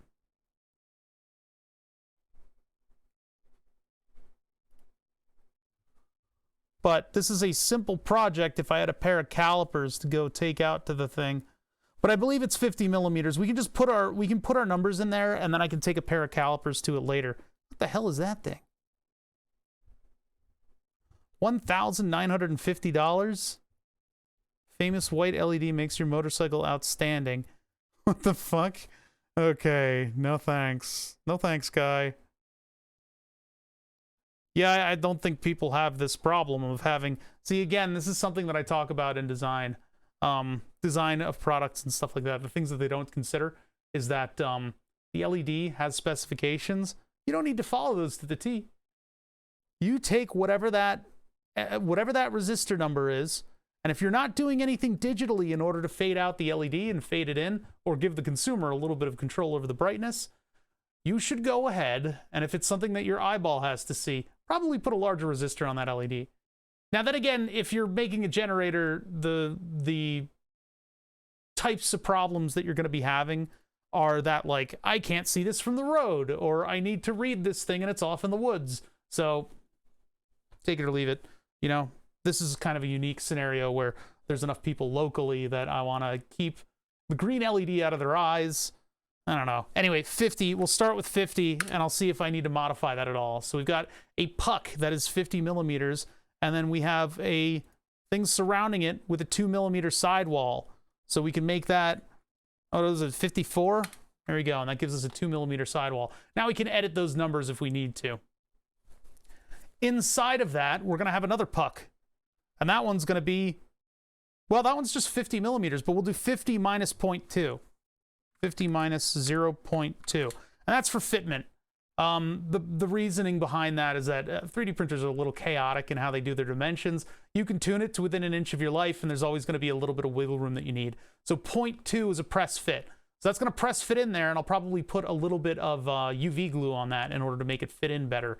But now what we need to do is we need to make the window on the side. So what's that going to look like? I mean, I could just basically make like a triangle on it. We could just put a square down. What's that going to look like? I really just want like a limited amount of view of this thing. And we can get fancy with it, but I don't really think we need to. So it'll just be like a vertical window. So I guess I can put... what, polygon? I don't think that's going to do it. Just like something that'll just like break it up. No, that's not good. Let's see here. I mean, I could just do 2 lines with an angle between them. I don't do a lot of design like this. I mean, I could just draw. Let me just do this. Let's just make a 40 by 40 box. That'll be the window from here to here. So it'll be a full 90 degrees that we will expose on this thing. And then we got to get the 2 pieces to kind of like snap together. Maybe that's not a great idea. I mean, PETG is a little flexible, so if we actually get it to snap together, that would be good. Or I could like make that capable of snapping. Well, anyway, let me do the actual design of this thing now. So that's all we need for the sketch. I was thinking about whether or not I wanted like a point hole in the top, just so you could see something from straight on, but I don't think that's really necessary. I think maybe if we break this up properly, maybe I could keep the swoosh visible as well, if it's not too bright. But then when you turn it into the neighborhood, you'll see this green smiley face. I could make it into a smiley face. No, I need to be serious. Okay, so we'll finish that sketch for right now. So now what I need to do is extrude the sidewall. So we'll make it not solid for now. Or no, solid to the end of the LED. So where does the LED come into play? That would be, all right, I need to get to my next photo. About 10 millimeter. We don't need it to be an exact fit, but we do need to do the sides 10 millimeters. So boom. And then it's like, hey, you don't need the sketch anymore. And I'm like, wait, no, that's not right at all. Hold on. So we need that sketch back. Give me it back. And then I need to do the height of the puck. So we won't extrude that yet. But if we do the housing around it, that would be extruding. And we don't need to necessarily adhere to this size, but I do want it to print nicely. So here to here. No, we don't. No. Escape, escape, escape. So we hit E for extrude. I select my solid, which is just that. And then we go to the start point. Start. object here, and then we move. This is going to take me a couple prints to get right, isn't it? We're going to go, what do you guys think? 5mm? We'll go 5. We'll see what that kind of a window looks like when all is said and done. So from that, I just need to cap it. I need to decap it. I mean, I need to cap it, not decap it. From there, we go from objects, this guy, and then we go up, I don't know, 3? 3's a little thick. I think 2mm is fine. So what this is going to print as is a bunch of support material. Why is there a line there? Oh, because of the offset. I need to. So here's the advantage of using a timeline in Fusion 360 is that I've made a mistake. Dun dun dun. And instead of Control-Zing that mistake, what I can do is you can think of your design as a bunch of different steps, right? So your design generally should be pull in any external 3D models, lock them down into location, then design the solids around it that you need to design, right? That's the most simple, and there will obviously be exceptions to every single, design algorithm that you come up with, but this is generally what I've settled on. All the stuff you're designing around goes in first. The solids that you're designing around them are then done on an individual sketch basis. So sketch, extrusion, chamfer, right? Chamfer is just there to look good. Maybe there's some other purposes, but it's generally sketch, extrude, chamfer, right? First step, stuff goes in. Second step, sketches. Sketches are based on, well, you got to think ahead as to what's going to change, because sometimes things get a little weird when you're adjusting numbers and stuff, and you got to kind of like go back on some of the decisions you've made. But generally, you look for the surfaces that you want to project onto your sketches. You design around those. Bob's your uncle, right? And then at the very end, I do appearances and stuff. But because you follow that scheme, you end up getting a nice little timeline here that you can follow. So if I say, oh, I extruded the top piece and it didn't quite work out right, there's a section missing. So now I can double click in that step, and it'll take me to the step where I've selected all of those enclosed areas in my drawing, and I can just boop, choose the thing that I missed, and click OK. And now we're back. The World War II pillbox. Oh, looks like I missed one because there's a line through it. So what I can do, actually, you can leave that. See, what I was thinking, like, if I didn't extrude this part, and I'll just show this for now, we'll put it back in if we need it. I can actually take this and I can deselect that. And now we've got the other design that I was thinking of, which is one that you could view from the top. And I don't know if I could actually fill that with a print. Maybe I could make like a piece that goes in here and then have a separate print that I would then glue together. Or just one that goes on this part here, and then the LED just casts itself down. That way I wouldn't really, I'd still need to change filaments though. So I think it would be better if I use up that space and just have something that's gonna diffuse and weaken the light. Because it's a pretty bright LED. Let's make 2 solids in here. I'm warming up to the idea. So what I wanna do is take the 0.2 offset there, which I've already got, which is perfect, and I can just make another object out of this. Extrude that, and then I'm gonna keep it on new body. It's gonna try to join it in a second, but if I do extent type, start object, that shoulder right there, and then the distance I go is gonna be to the ceiling, or to the roof. See, it wants to join, it wants to make a really boring thing. So I'm going to actually make it make a new body. So that's now got a 0.2 offset on there, but not there. Okay, all right. Well, I don't have to Control-Z it.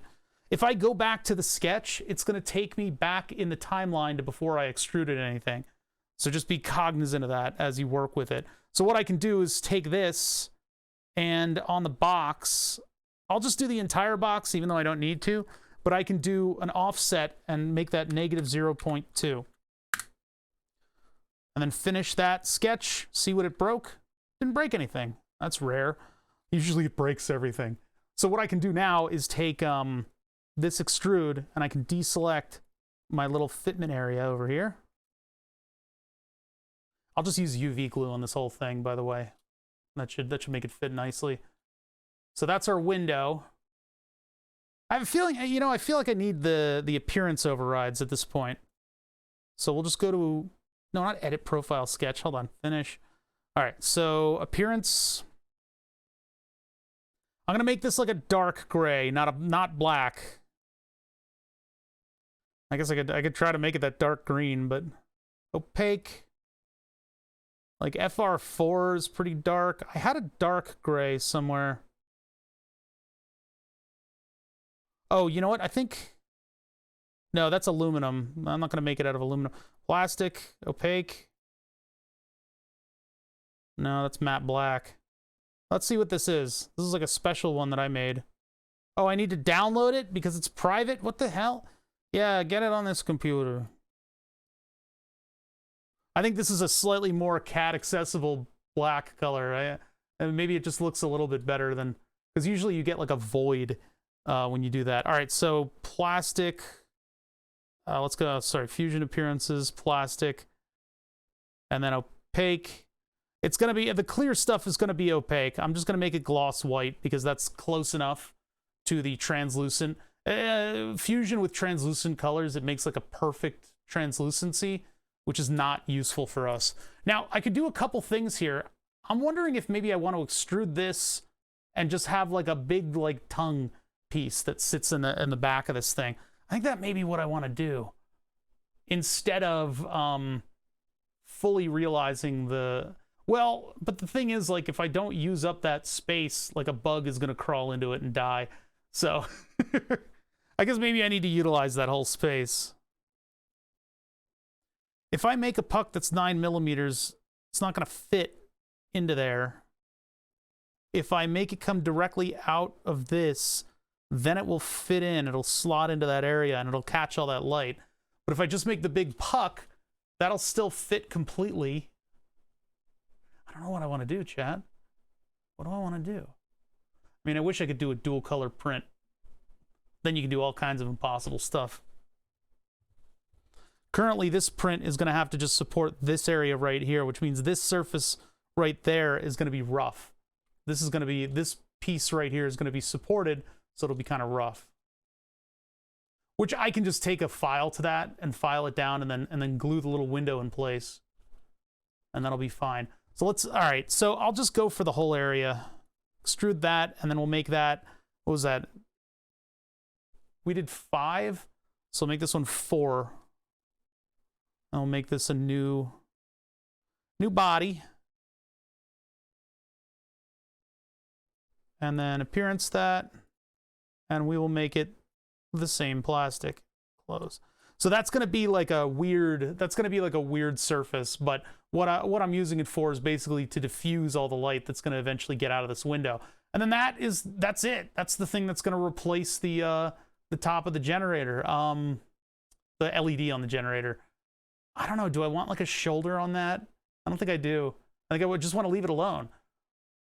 It'll just look like a little status display from the road. You'll just see a little green thing there, and that's all you need to see. That's it. All right, cool. So now that I've done that, I'm going to save that, and I'll print that later because right now we are busy printing computer parts. So this is one of those quality of life things. I'll probably end up printing this and then taking it out to the generator and going, I need to change all the numbers. So I'll end up changing every single number in this before it'll fit. Now, just to remind you guys, this is what we're working on. Boop. Just the cover for this hideous light that's on the side of the... No. Why does it go to video? Get out of here. This is a hideous light that's on the side of my generator, and it's just this big fucking, you know, HAL 9000 style thing. So I want to make something that snaps over the top of that and just limits the amount of light that you see from the road. So I took some very basic measurements of the thing in order to give me an idea of the size. Probably needs to be a little bit more than 10 millimeter. Because, I mean, we've got an 11 millimeter opening on the thing. It may need to go to 12. I'll just play it by ear. There's enough light coming out of this fucking thing. Look at how illuminated my fingers are. There's enough light coming out of this thing that no matter what I do, even if I print like a black plastic cover, it's probably going to get through. I was thinking of putting like a pinhole illuminator, like a pinhole in that, just to open it up a little bit, but I think this will be fine. We'll print this. It'll take 5 minutes, but I'll do that after stream. All right, so that's that design. That's it, right? That's all we needed to do. We did all the flourishes that we needed. I mean, I could make it say Octoprint 3000 or some stupid thing on it, or 151 or whatever the hell I want. But make it say like the Oh Bother residence or something on it. But I want to make sure that whatever technician is sent out to look at those lights isn't going to get confused. So just make it into a little window. Oops. We still have stuff to do in Fusion. I need to start the next print. So I'm going to put you guys on the 3D printer. I'm going to get that old print out of there. Look at that beautiful hardware.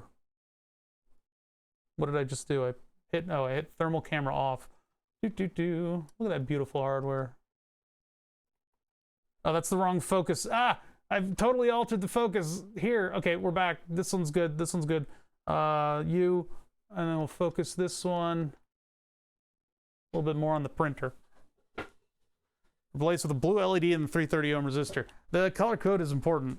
It's a green, orange, red kind of scenario.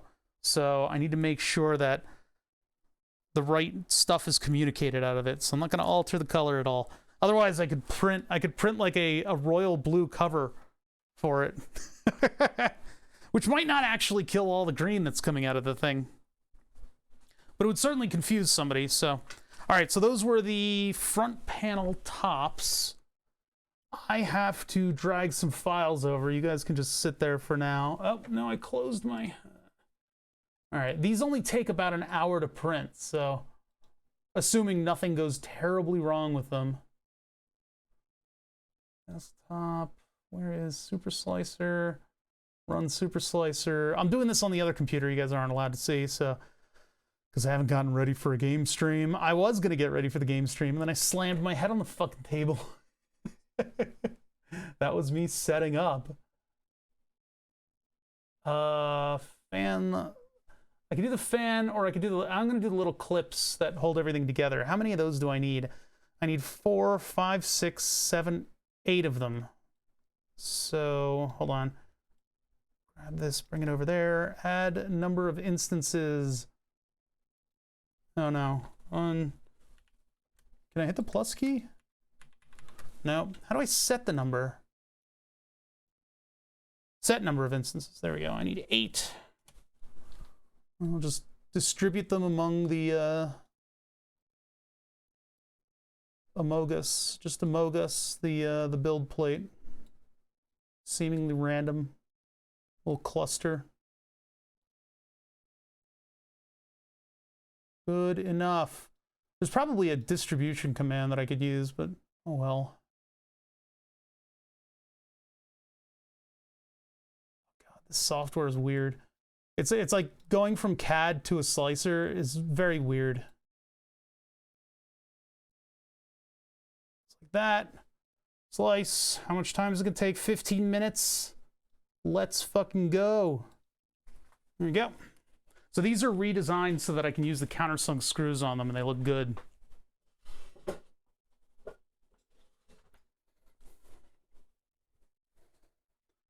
Oh, I need to make sure. Sometimes filament builds up on the nozzle and it blocks the BL touch from hitting the bed. I had that happen, and then I had to go into Clipper and figure out what the super duper override commands are, because it's like, you haven't homed the printer, and I'm like, I can't fucking home the printer if it's got a giant booger on it. Like, I need to lift the Z-axis so that I can work on it.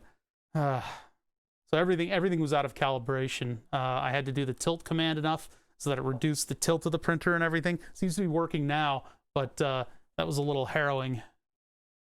You know, having your printer make all these horrible noises while you're trying to work. All right, so we can work on two things now because we can't print the generator light cover.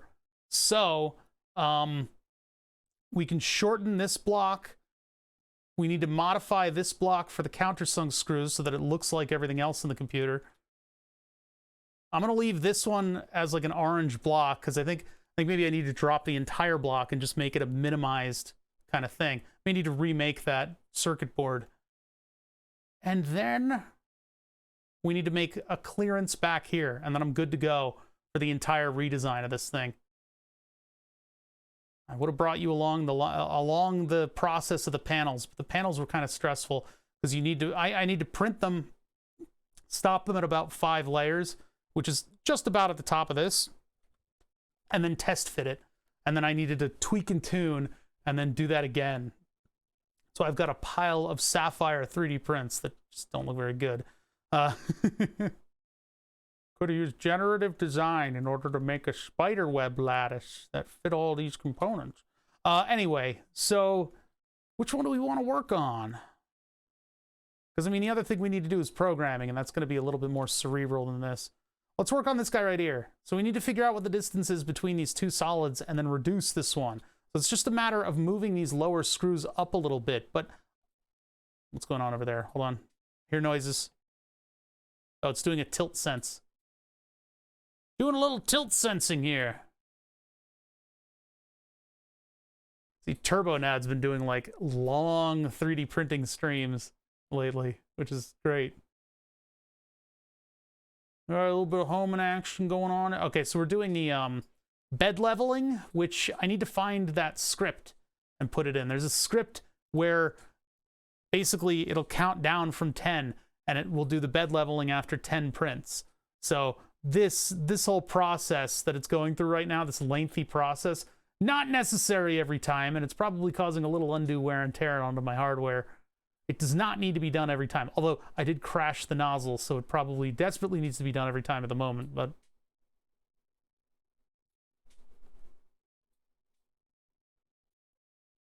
nope. The GPU does not use the backplate at all. It's actually, the backplate is entirely walled off on the 6900 and whatever the other series is. It's all that side radiator, that opening, the robot mouth on the two ends.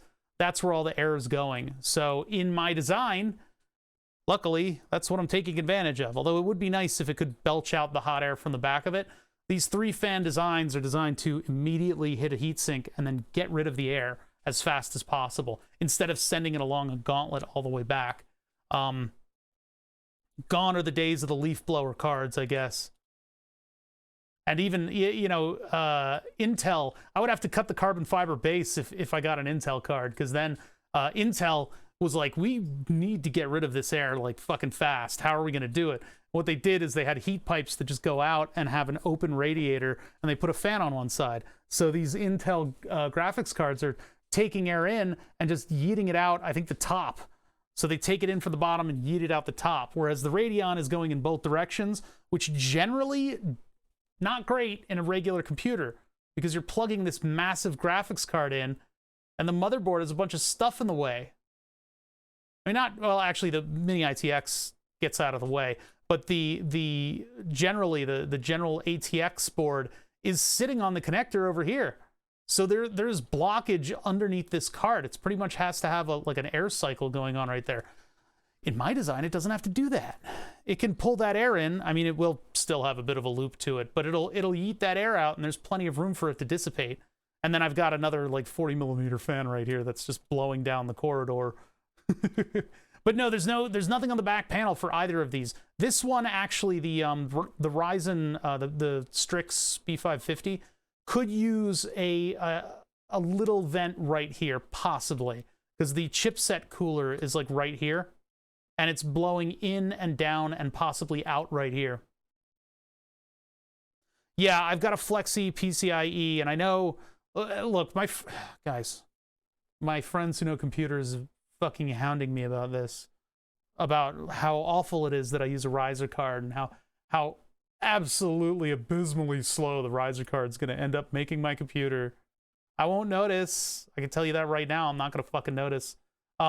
They've been hounding me about this, and I want to punch them all in the face. I really do, and I'm getting, Chad, I'm getting close to throwing hands at these fucking people. Like, look at the size of this fucking graphics card. It weighs 500 pounds. It's gonna rip out that PCIe slot. Even during the bench test, I'm nervous about it ripping out that PCIe slot, right? Like, that's, they armor these slots now, but they can only take so much. This thing is a chunk of plastic and a little bit of fiberglass circuit board in there, but it's heavy as shit.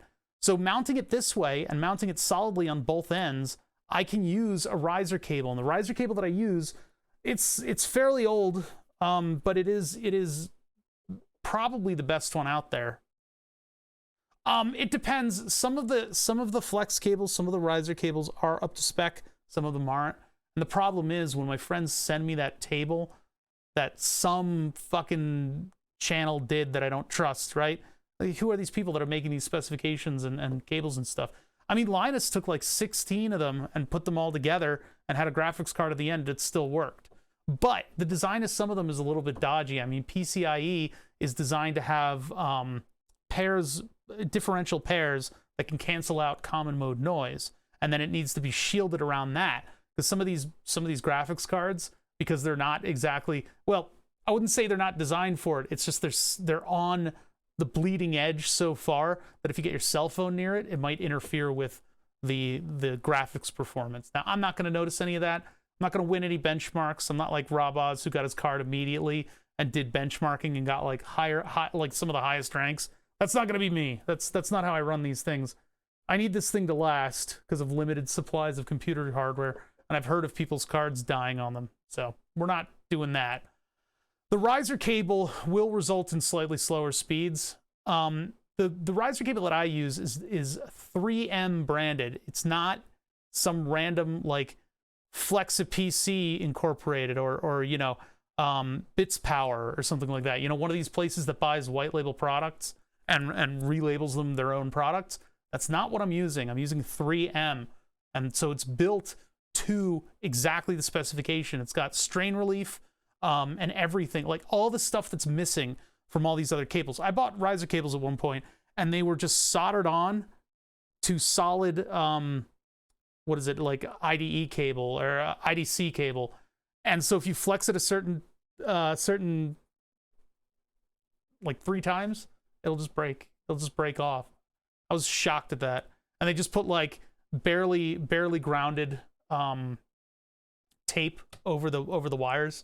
And they're not twisted in any way.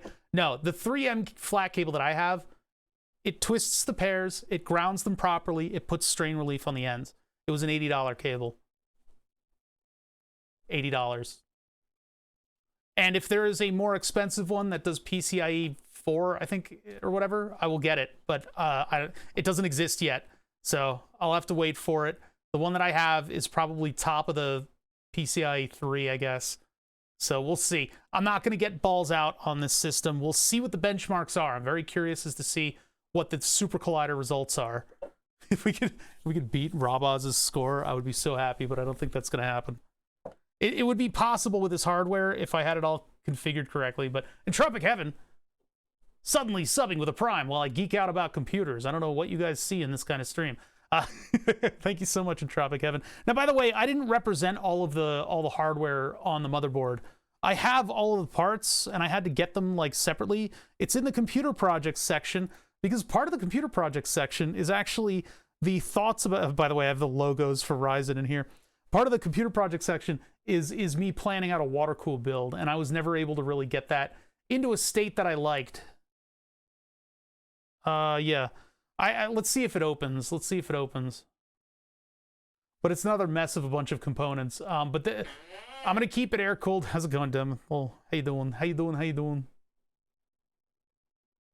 I need a button that swaps my monitors so that when I'm working on something like CAD, I can look up here, and then swap it again. So I'm not, because a lot of my thumbnail images are me going like this, which is not a flattering angle. Looks like I'm looking at your dick. Let me get some water.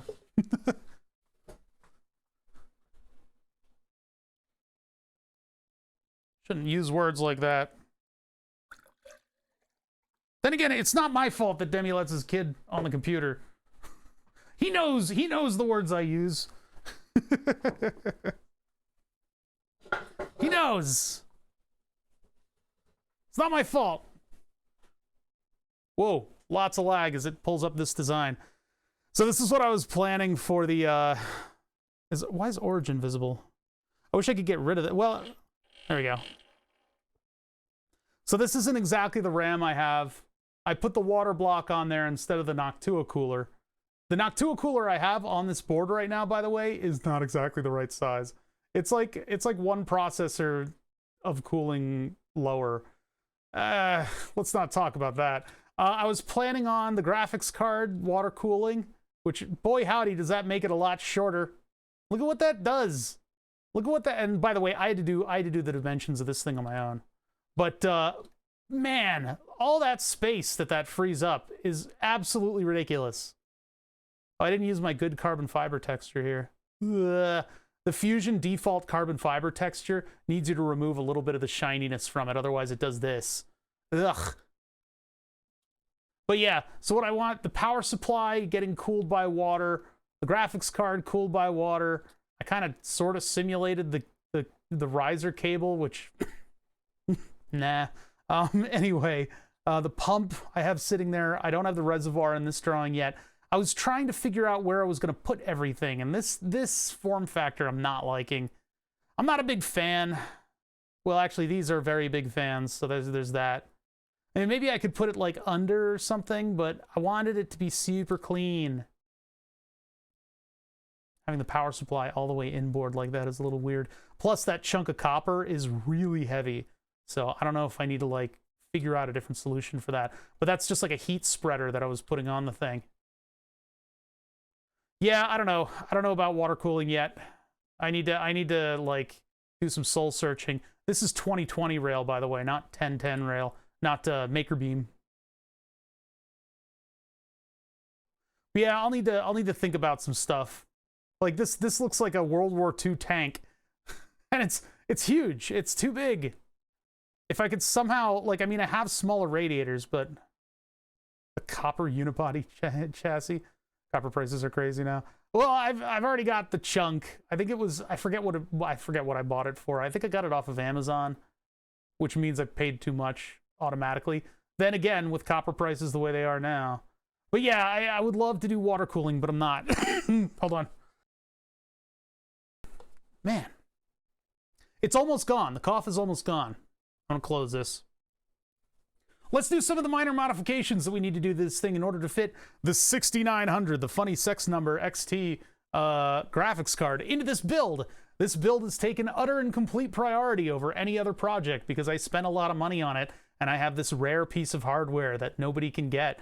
I am now among the pantheon of gods that were able to actually get one of these fucking things. There it is. Look at it. That's actually the card. That's actually there. That's not just a render.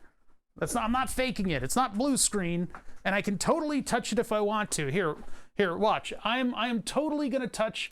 I'm totally gonna touch the graphics card right now, and you'll see that you see right there, right there. You see, it's in a different position now. So it actually exists. It's not just photoshopped in with like an OBS effect. I just moved it. You can see. I'll do it again. Okay. All right, here we go. I'll do it again. I'll move the graphics card. You guys can see that it's actually there. You see now? It's back to the original position that it was in before. I didn't just load the previous JPEG. It's actually there. All right, well, if you're not going to believe me, listen, I don't need your support on this one, chat, cuz I know I own it. I know it actually exists and it's actually real. Okay? I didn't just load two different JPEGs. I don't need your sass. It's perfectly credible what I just did, all right? That's completely proves my point. Completely. I didn't just load two different JPEGs. No, this hardware is actually here. I actually do own this thing. I should have set up for a better joke on that. I could have just taken some pictures with my cell phone. But yeah, 6900 XT. This thing is a chunk of meat. And you can see through it in some instances. See that? See through it a little bit? Because this is just a side-to-side kind of radiator deal. So, pretty cool. Pretty cool. I've only spilled a little bit of beer on it. Yeah, so I'm going to get this thing functioning in the system. It might be throttled back a little bit at first. We'll take it easy. I mean, again, like I said, I've had this motherboard for like a year, a little over a year, and the processor for just about a year. This is the thing I wasn't able to source. So I'm really excited about getting this whole thing together. And so a lot of 3D printing needs to occur. Now, I was going to go with the translucent smoked PETG, but then I got this stuff, this royal blue sapphire, and I'm super excited about royal blue sapphire complementing the bright colors. It's not team red. If I was smart, I would look for like a ruby, like a deep ruby color, but I found royal blue. So I'm excited.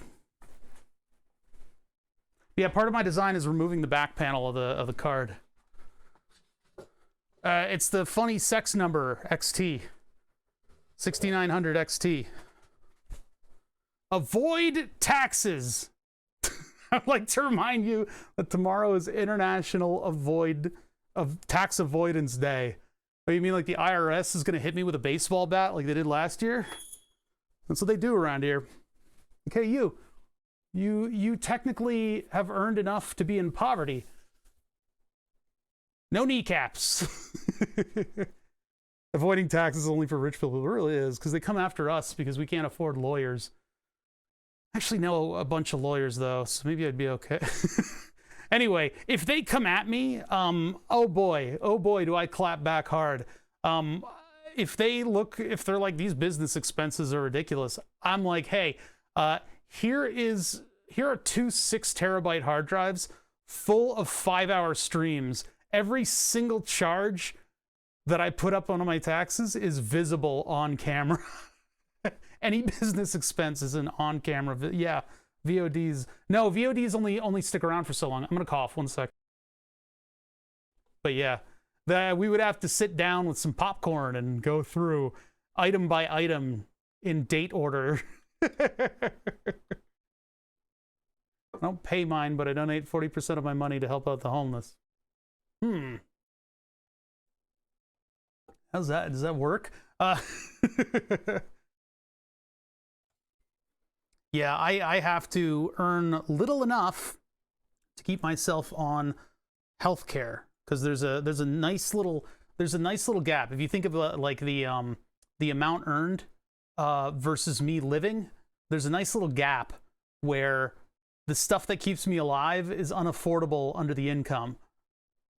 It's great. It's really great. It's really something that I enjoy. All right. Modifications to our 3-dimensional drawings. Now, this is an assembly.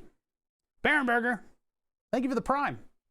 That's a 5-month in a row Prime. That is significant, Barenberger, and I appreciate that very much. Thank you. And Entropic Heaven was 7 months earlier as well. Thank you. Thank you, thank you, thank you. I cannot stress the thank you enough, by the way. I mean, previously recorded live. I keep talking about them.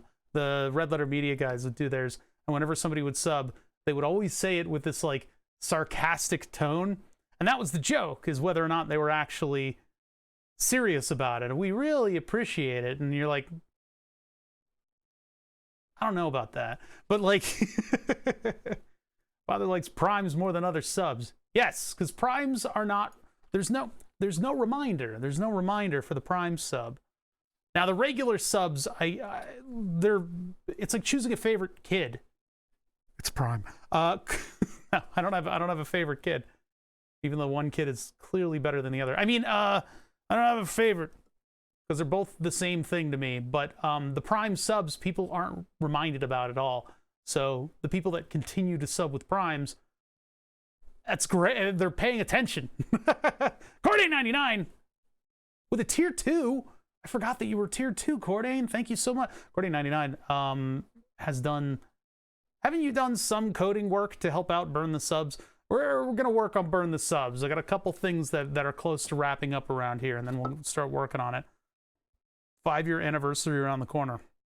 What am I supposed to get you for the 5-year anniversary? Isn't it like Sapphire or something? Here, I made you this. It doesn't fit the computer you have, and it says Ryzen on it, and it's so specialized that it only works in my build. and it's also slightly wrong, so I had to reprint it. But this one you can have. No, I'm not going to give you this. Put that right here. The blue color on that stuff, goddamn. Yeah, maybe some backseat coating. It was Q23, I think, that did the burn the sub stuff. But you also have contributed a little bit. All right, so I haven't done anything to design the front piece of this yet because I was wondering if maybe I would be able to measure out the location of the holes that are already there and use those. Now, the distance to the bottom of the card is so much different in this build, right? The distance between the bottom of the card and the base plate. I love it when Fusion just muddles up your entire view of stuff by highlighting literally everything. Okay. So I already have holes in the front of this thing that hold down the 1080 FTW. There we go. Whew. The 1080 FTW that I already have is actually a little bit longer than this card. So there will be holes that are either under this piece that I've designed or in front of it. And so that way we'll be able to make like a bracket there. I don't know about making it look too fancy at first. The other one has like a little piece of mesh on it and it's like super fancy looking. The Radeon graphics card happens to have holes in the front that were placed by a drunken person. Like they don't make any sense. They're off to the left a little bit and they're kind of up and down. But we can use them. We can still use them and they'll match the look of the outside of this thing. So I'll probably put some fillets on the ends of those things to make them kind of consistent with this look. And then there's not really room for me to put like a logo or anything. Maybe I could put 6900 XT down here if I can get the font. Yeah, this is my air-cooled PC case. Now, keep in mind, guys, the power supply that I built, it's made out of these Vicor industrial power supply modules. I have this whole PCB for it and everything's gorgeous, right? Looks really good. It is my pièce de resist. No, it's my raison d'être. No, it's one of those terms. It's like my magnum opus. It was like one of the big projects that I did before I started streaming. It is a $1,000, probably likely more, power supply development cost being what it is when you're doing a hobby project. Each of the power supply modules is about $250, and then the initial module is $150. That's $500-600 just in modules. Put on the outside of that, the PCB, all the work that I did in order to get that heatsink on there and mounted properly, you know, et cetera, et cetera. It's not a small deal, and I'm not going to be rebuilding it anytime soon. But the two 12-volt converter modules make 25 amps each. That's about 500 watts. A little bit more than I call it a 600-watt power supply. So I have a 600-watt power supply on a 6900 XT and a 5950X in a B550 Strix motherboard with a slightly undersized cooler on it. I'm in danger. I'm in a lot of danger when I put this thing together. It's probably not going to perform all that well unless I put it on an air conditioner.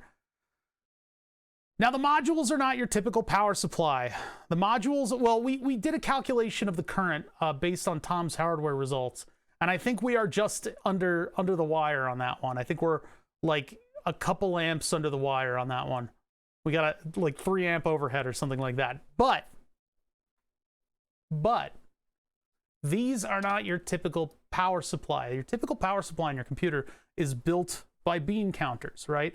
There's very little overhead on those things. Those power supplies for PCs are built as cheaply as they possibly can. And when a company actually stands out from the crowd, they probably have done a minimal amount of effort in order to make the power supply perform a little bit better than the cheapest thing they can possibly make, but barely. And it's very tough to get around that because nobody needs to, right? You just oversize the power supply, and then all the janky shit that you've put in can work properly.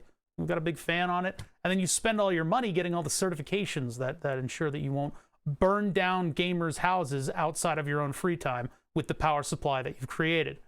Burning down gamers' houses is actually my pastime. But anyway, gamers were a mistake. But anyway, it doesn't make sense for you to do that, for you to overperform with your power supply as a manufacturer. the power supply units that I have are from a company that does military kind of stuff. And so they have this sort of balls to the wall technology that they've built to survive in a bunch of different applications, typically what scientists use to power their lasers, which is cool enough a phrase as it is. I find a lot of these Vicor power supplies listed on eBay as a laser power supply, which, you know, that's kind of a cool little piece of information to put in. Not relevant if you actually know the engineering, but fine. I call them military grade. The ones I have are not exactly certified for military, means their temperature range is a little lower, but they can be run balls out.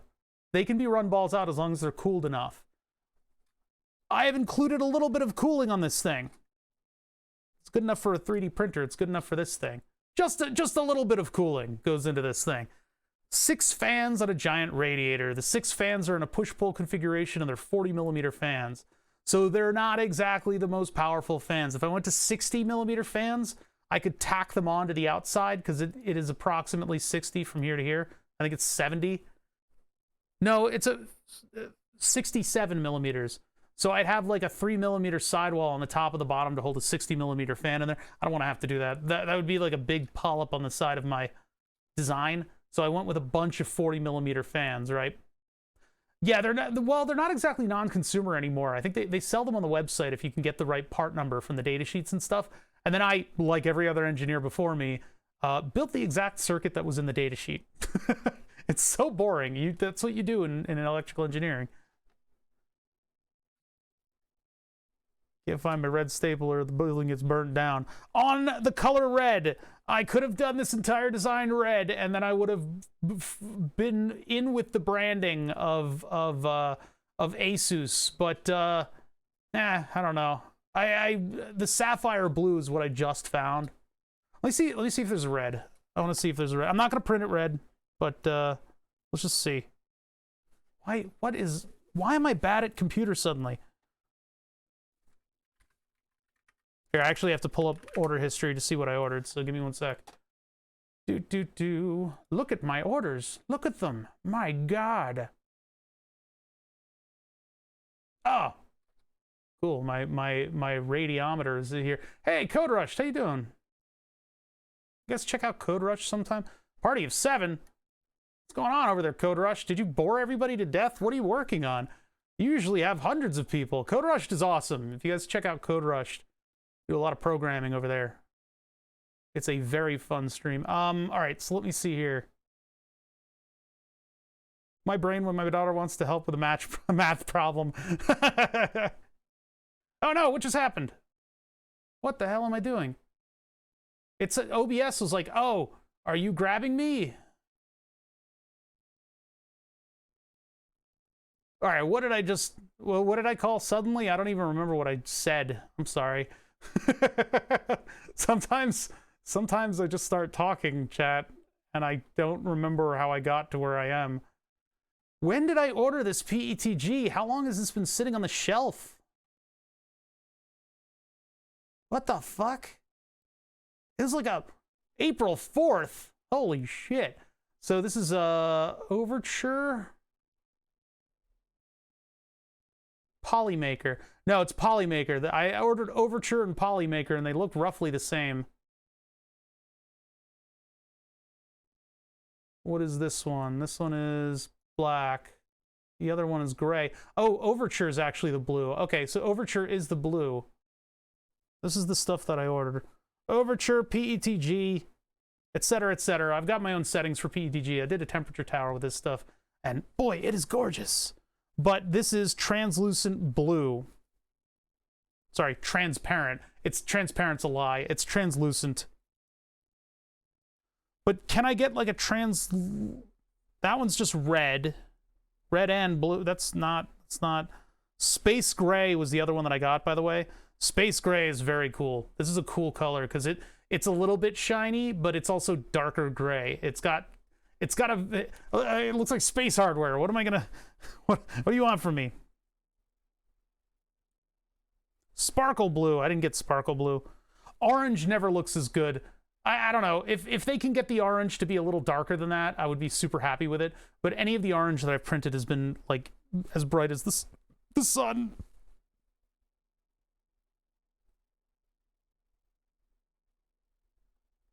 Army green, no. Orange, what's that other orange? Black and white. Blue, digital blue. That doesn't look a very good color. It looks like whatever we had on hand, blue, and then gold. Yeah, okay, so there's no translucent red, at least not this seller. Some other seller might have it. But, I mean...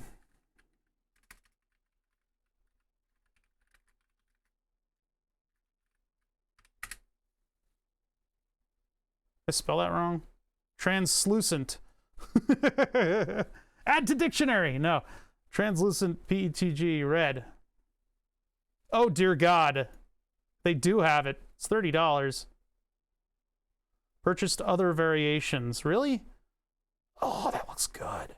That might be a really good color to do the case in.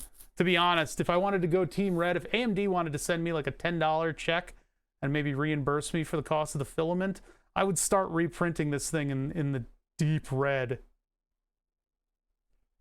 Should I buy that, chat? Should I actually go red for the AMD build? If it's gonna look, it's probably gonna look very similar to this deep sapphire blue, but...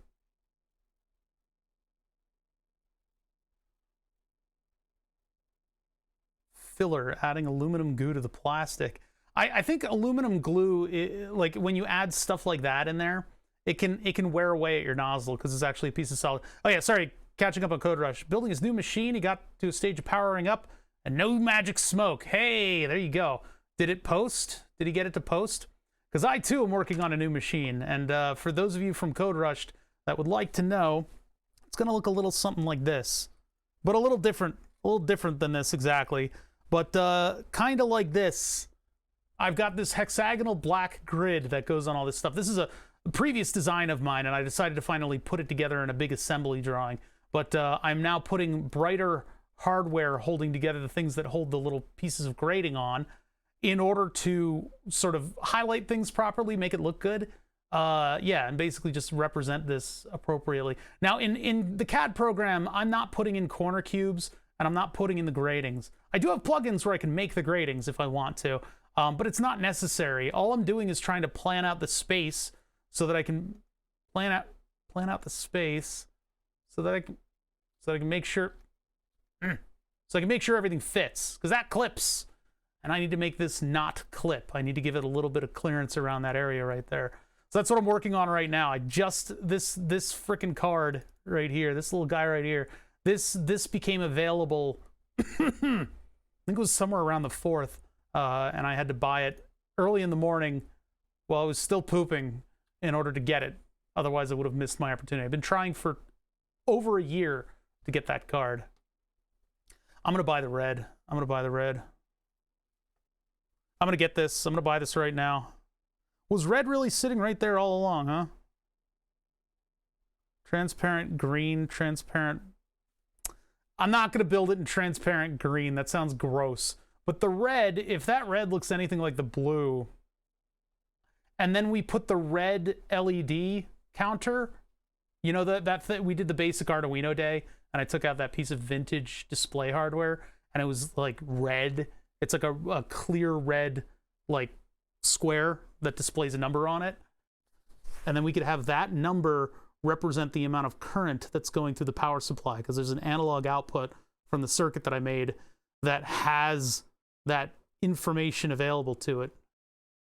Ooh, this could be cool, chat. We print it in the red. Oh, that'll look cool. All right, fuck it. I'm getting red. God damn it. I can set up a regular delivery of this one-time purchase.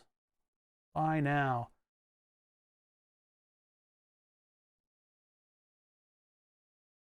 Yeah, I got it. I bought it. Thank you for your purchase. No, fuck you, Amazon. All right. I'm gonna use the bathroom real quick. I'll be right back, okay? Everybody has to stick around. You guys said you would. You said you would stick around. Don't leave. You're not allowed. We got a good crowd going right now. I'm gonna end up losing you to the potty. Don't you know, Devil? No! Oh, I couldn't get him in time. He's gone. He's gone. Damn it. All right, I'll be back in just a second.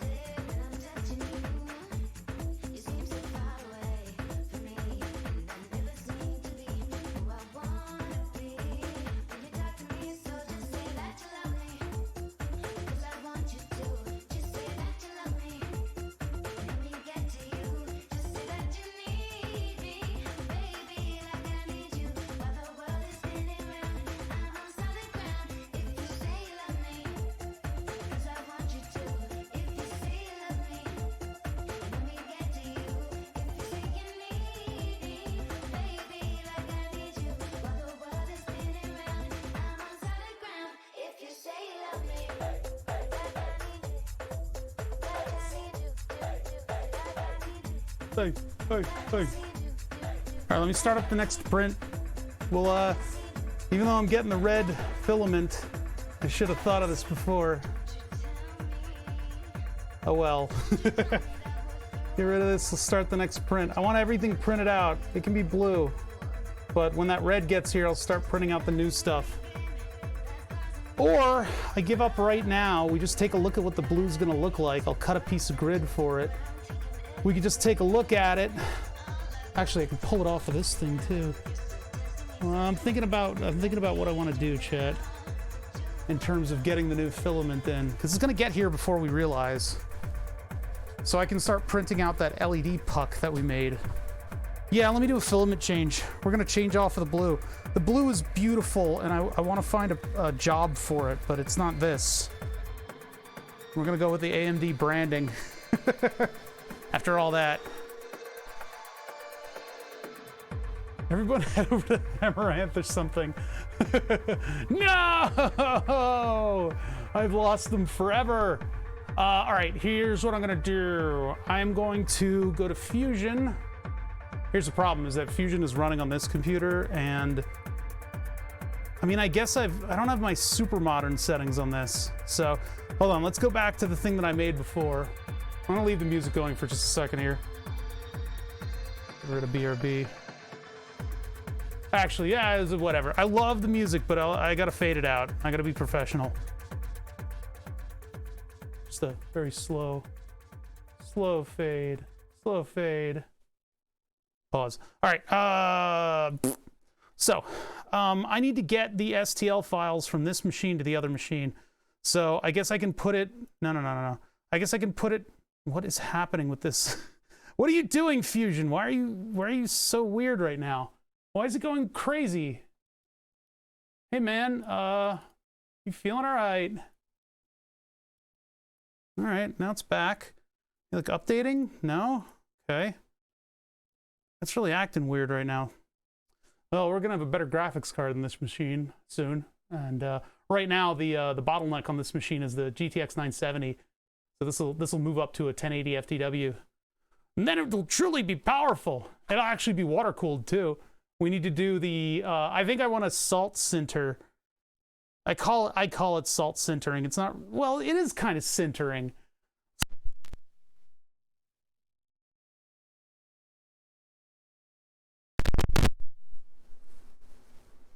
Okay, all right. Salt sintering the right angle fitting for the water cooling so that we can actually get a seal on it. And that'll lead to more shenanigans with water cooling. We need to do the burn the subs water cooling shenanigans as well. All that stuff is on the table. It's coming up. All right, so I need admin. Misc small. Open this thing up again.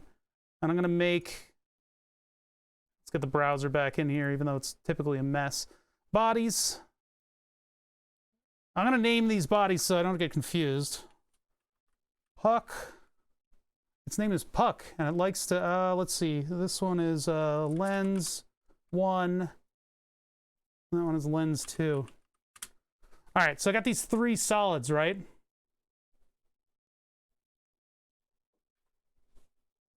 Water cool the steering wheel. No! Filter, flitter. All right, so save as mesh. And then I have a temp prints folder here. Project. I don't have like a good. Let's just like base like root directory of the stream projects, huh?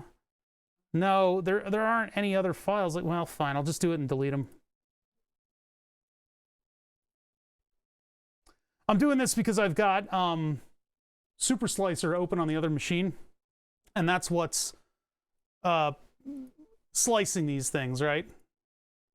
So I'll do the clear parts first, since I don't want to just immediately switch over to a transparent, or sorry, an opaque filament.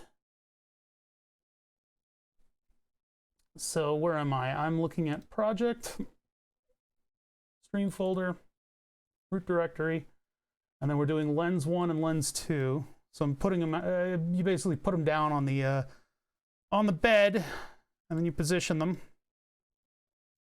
It'd be like that. That should be pretty good. You tell them to slice.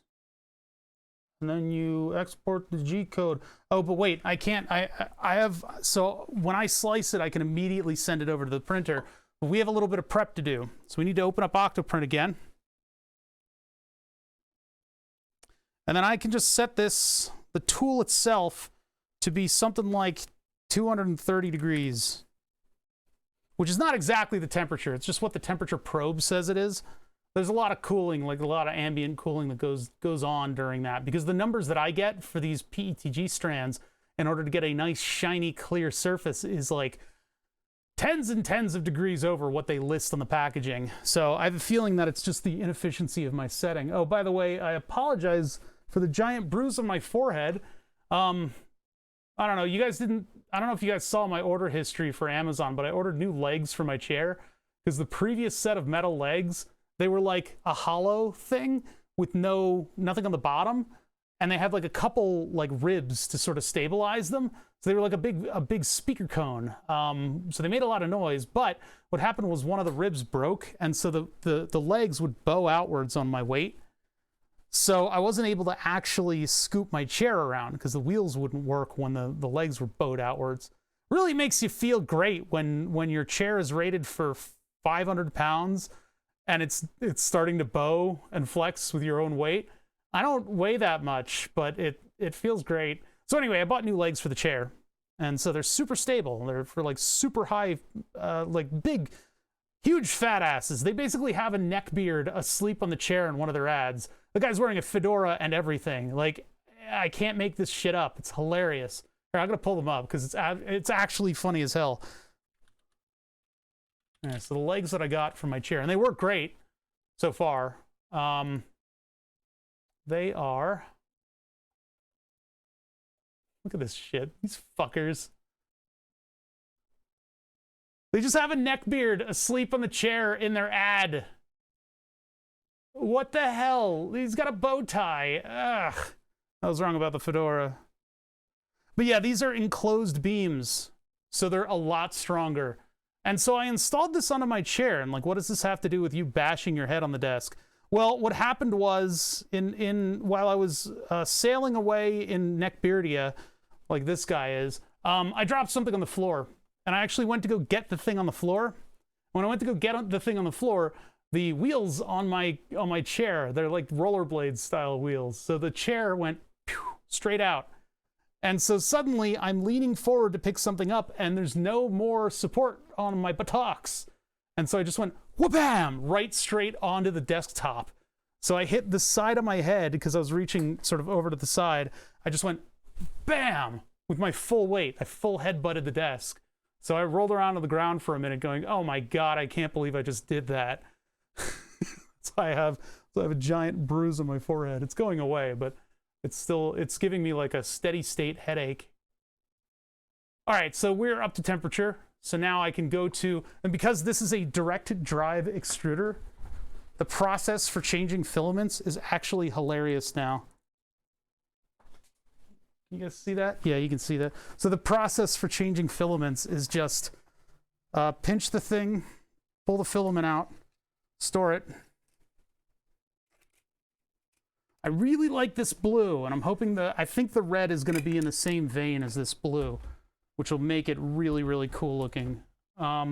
So we're going clear. Clear is a difficult one to go to.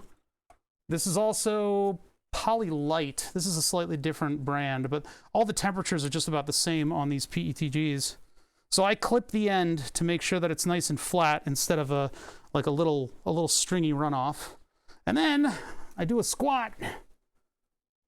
And I pinch this thing again, but this time I push down on the filament until I've put enough through that it runs in the correct color, because there's stuff left over. You don't necessarily pull all the plastic out, and some people are better with the temperatures. They can get just the right temperature where the PETG will pull out of the nozzle clean. Now, I'm not that person. I just waste a shit ton of filament just pushing it through. I gotta wipe the boogers off. Got a big booger on the end of the nozzle there. It's almost running clear enough. I'm doing this with the opposite hands just so that you guys can see what I'm doing. We'll just push it down like that. You guys know the first thing I'm going to do when I upgrade this computer is to play like Vampire Survivors, right? I'm going to play like Fallout New Vegas on it. That's what I'm going to end up doing. Maybe we'll do like a very modded Fallout 4 stream. That'll be a little better. You can't pay me to play Fallout 76. You could not pay me enough money, chat, to play Fallout 76. But I don't know. Maybe we'll load up Cyberpunk, but that game is just porn. If they fix the cars in Cyberpunk, I'll play Cyberpunk, but you know I'm just going to play something stupid. We'll play RimWorld with all that hardware behind it. All right, that's running kind of clear. How does that look? I don't see... yeah, there's no blue in there. Okay, cool. So we're ready to go.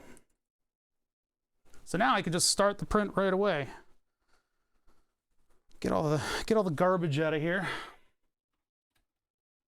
Oh, that red's gonna look cool. I'm kind of excited about that, to be honest. That red's gonna look pretty cool.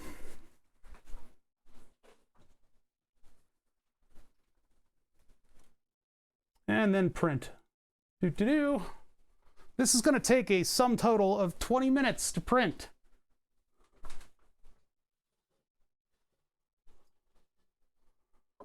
Yeah, just saying it as it is. They've just got a frickin' neckbeard sitting on the chair, doing their thing, sleeping. Here we go. Wait, I need more clout. I need to put the clout barriers up.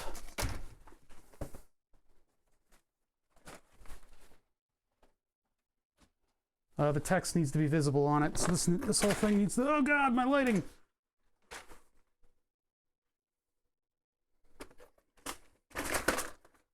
This is like a hideous bin. Maybe need to upgrade that one to the garbage can. I like the rust on this map gas tank. That's nice. There's a nice big spot of rust on my map gas tank. See, the bars on the printer make that less visible. You can barely read that. And this one, we just need to make sure that the text is visible. It's not. It's on the opposite side of the... Damn it. Hold on.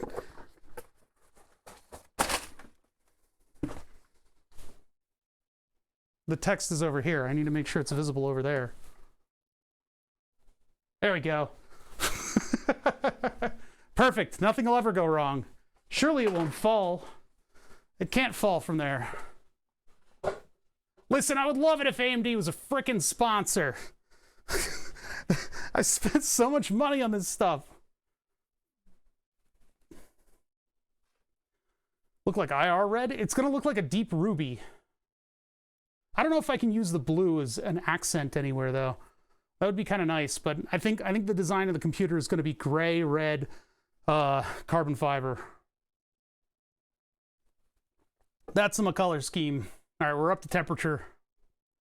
So this is for the generator. This is to block off that hideously bright LED on the outside of a generator that we just had installed in the house. If chat has been keeping track, they should be aware of the fact that I'm fucking hemorrhaging money this year. Oh my god, it sucks. New insulin pump? That's not cheap.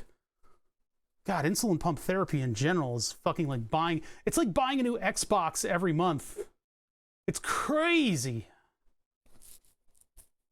I bought parts for a new computer, which I had been planning for a long time, to be honest. This year, it was 2 years ago that I set out like, 2021, 2020, I am going to build a new computer and we will make that a stream project and it'll be super awesome. And I'll be able to find all these graphics cards that, nope. Fast forward 2 years. I'm starting to get gray hairs in my beard because I'm a billion years old, chat. I'm living dust. I am sentient dust, according to the internet and what age they consider to be old. And so finally, I was, due to a friend of mine who's a major AMD fanboy, I was able to actually find the Radeon. So now, today's game time decision was to actually buy the translucent red filament, because I looked at this translucent blue and I was like, this stuff is so good looking that if it comes in red, and then I looked it up and it does, and so that's it. I'm just doing it in red. I'm gonna have to retool all this stuff. When is that getting here? Hold on, I need to see how much human cruelty is involved in getting me this filament. Too bad. I mean, Micro Center has a different brand, and I like the look of this Overture stuff. So, few order details.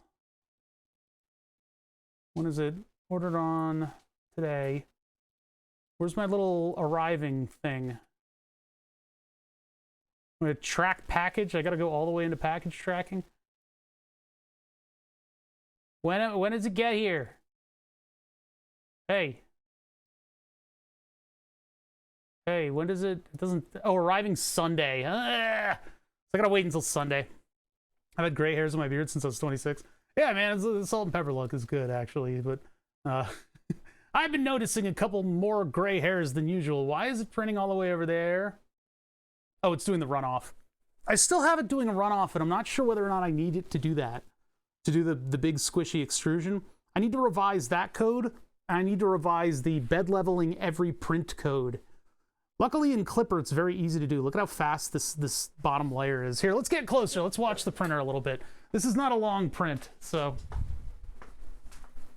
let's spend a little time just watching this thing lay down some clear filament. I do want the thonk to be in the shot, but we'll just do this for right now. Oops, that's the wrong one. Yeah, boom, nice and clear. It's hard to see what it's doing because of the shadow.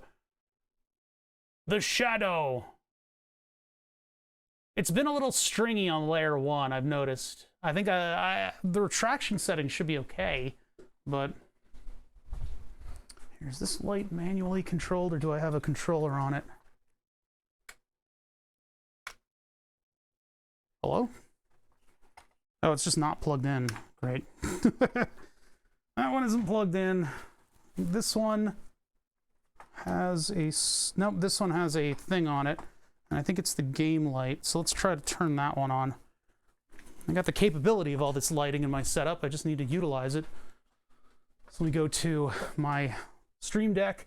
Can I get the Stream Deck to swap the monitors on my desktop? That's what I'm wondering.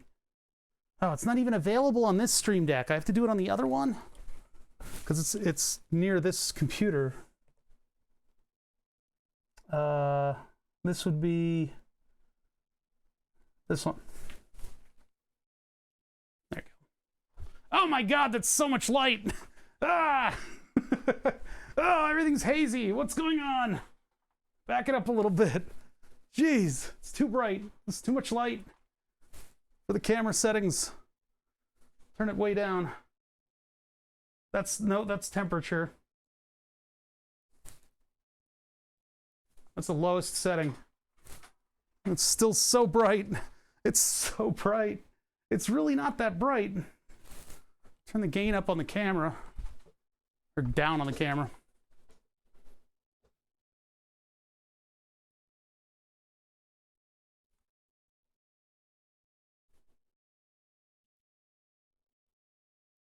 A little better.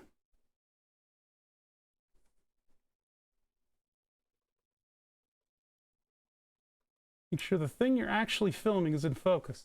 Harder than it sounds sometimes.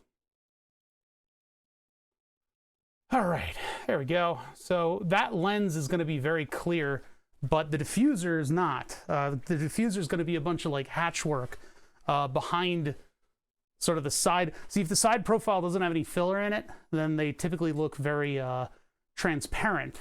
But this is going to be full of filler, and the filler and the hatchwork that it does on the top and the bottom tend to look like milky white. So that'll catch a lot of that green light and hopefully A, diffuse it, and B, reduce it. You got a plan for that sort of thing. We've done a lot of like cool lighting projects. We did this to the knob on the 3D printer, and it looks brilliant, actually. Basically, the knob is mounted by a translucent white, like, you know, the encoder is held up by that, and then the knob itself is black anodized aluminum. I think I don't think it's coated. Maybe it is coated.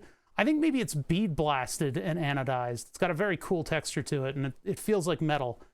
Very, very cool. It might just be like Cerakote or something like that, but it's a wonderful, brilliant, expensive knob, just much like myself. But yeah, that's the knob on the front of the 3D printer.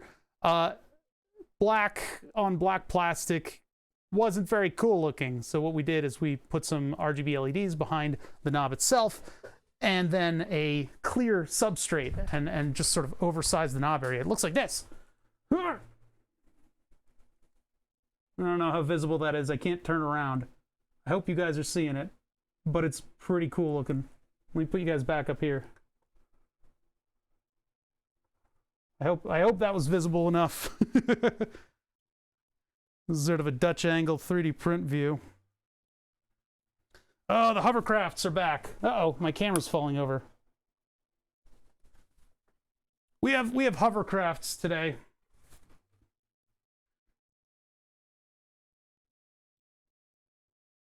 Cloud gaming. There we go.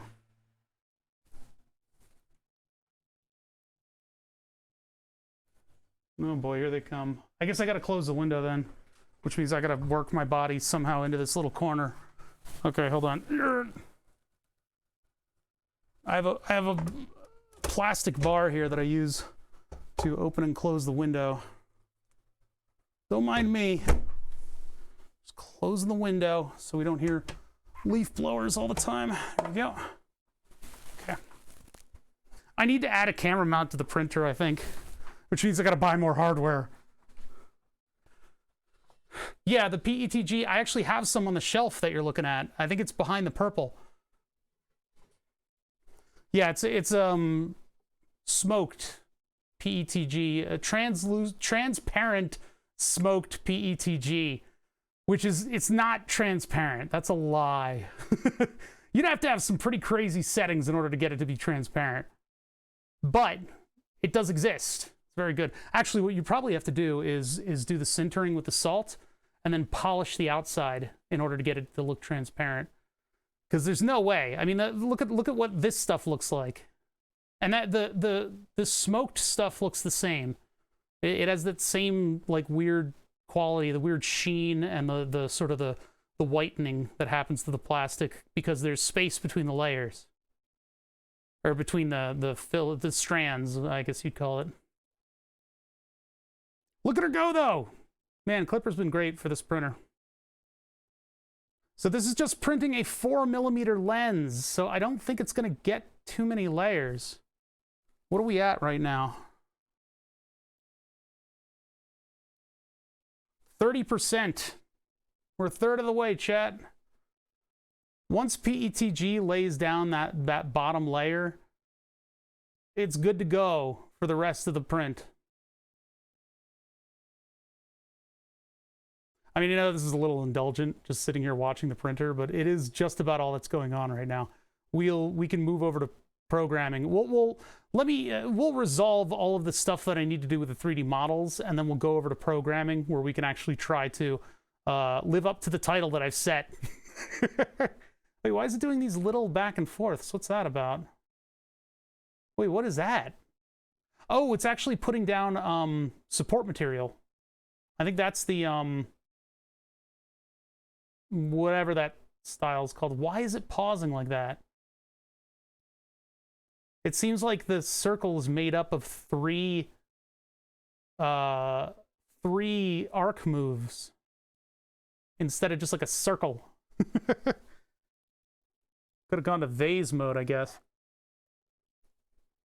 But yeah, all those little wibble wobbles of the support material should provide diffusion to the LED. What if I hit it with a green laser right now? What would it look like? I'm across the room, so I'm not very stable with it. Hey, get out of the way. It's protecting it with its body. Stop throwing yourself in front of the... Yeah, that's going to diffuse pretty well. Any green light going into this thing is definitely coming out the other end. I can't hold steady because I'm across the entire room. All right, so this thing we designed should go together pretty nicely. I guess after this is done, we can do the filament change. I can build the whole thing. Doing the filament change constantly for this is going to be very annoying. I'll probably need to redesign and reprint. I will be shocked if this thing fits the first time, if it's got a nice little press fit on that rubber. There's a possibility that it does, but I'll be shocked if it actually does fit. And I don't have the means to switch over to my cell phone on this stream. I think some people do. I think I saw like Critical do it once, like switch over to the cell phone in order to stream. But I don't have the ability to do that. I don't know how to hook up OBS to do that. So I can't take you guys outside. Plus, you fuckers found out what like my age was based entirely on the references that I make in chat. So there's no way in hell I even let you guys see the sky in the neighborhood. You guys will see one cloud and then track my exact location down to the millimeter. It's sickening. Sickening. You try to get a little anonymity online, you know? Because people can be freaks. You guys don't allow me to do that.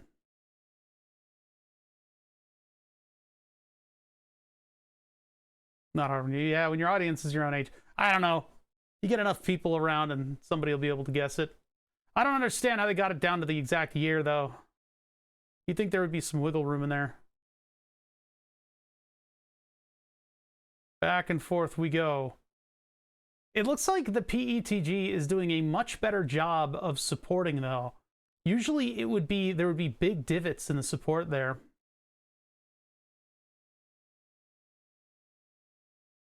I remember Tim Boudreau. Wait, do I? Was he a maker? I know the name. Have they been in my chat? Yeah, showing the cul-de-sac out of the window. That's a tough one. He's a streamer? Then yes, I have heard of him, I guess. That's right, game dev. Yeah, I think I do remember. Vaguely, I'm sorry that I don't remember people.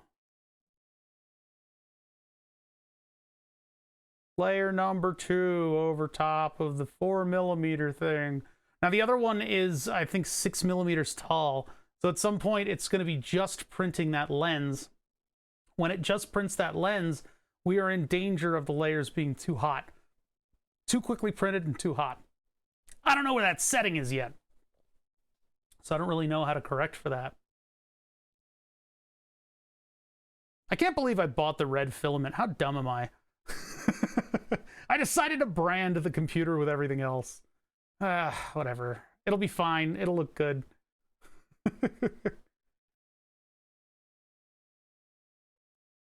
I think the red is going to look just as good as the blue, though. I mean, I could do it so that that text is an inlay, and we print the Ryzen and the Radeon text in this color, and then I glue it in. Multi-material prints are kind of fun to do. No. I mean, it would look okay. It would look right. It would look okay. I could do that. Take that solid, and then I could do a little 0.2 inlay on it. And I could make them shepherd objects. It would look really cool. Specifically blue and red is out. No, that'd be terrible. It would be like impossible to see. I used to have a blanket as a kid, and here's one of the references that again gives you guys evidence as to how old I am. I had a blanket as a kid that was just like blue and red. It was, well, blue, red, and yellow dinosaurs on a blue background. So maybe it was red, yellow, and green dinosaurs on a blue black background. And the blue and the red, because they're contrasting colors. Man, I used to trip out as a kid looking at that. Because the red dinosaur on a blue background looked like it was like floating. Because of the color contrast. Your body doesn't like the blues and the reds being right next to each other. Or rather, your brain. I don't think the body gives a shit. Spidey's like, I don't know. Whatever. Look at that filament go down. Beautiful. I know you haven't seen it because you're not American, Demi. You're not from America. This is what we had as kids in the Northeast in America in the 80s. Guessing you're 50 years old. Hey. I think part of the obfuscation is that my brother is a bit older than me, so or at least 65 million years. He talked about dinosaurs. We can narrow it down to several million years. Between now and the development of mankind from a little muskrat that crawled out of the lake, we know that you started to exist somewhere within that window with 100% accuracy, 95% accuracy. Back and forth we go. We'll be done before you know it, chat. We have 4 minutes left. Go get a cup of coffee. Or maybe not coffee. You guys get weird when you get coffee. Maybe get a nice glass of water. That's what I got. And I got a nice crisp. It's not crisp. It's like room temperature. Get a nice room temperature glass of tap water. That's what I got, and that's what keeps me streaming. I also drank 2 Red Bulls before the stream, so take it or leave it. I can't believe it's going to take until Sunday to get the... Did it say Saturday or Sunday? Man. Should have asked for better shipping on that, but I'm not about to go pay them more money. Track package. Arriving Sunday. I gotta go into next week with this computer project, huh? So I wonder if I should keep printing the blue stuff or wait for the red.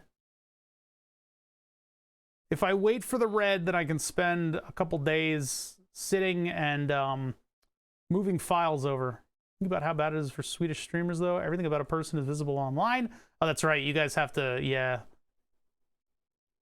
You can pay money to really know the person's earnings if the person is in debt.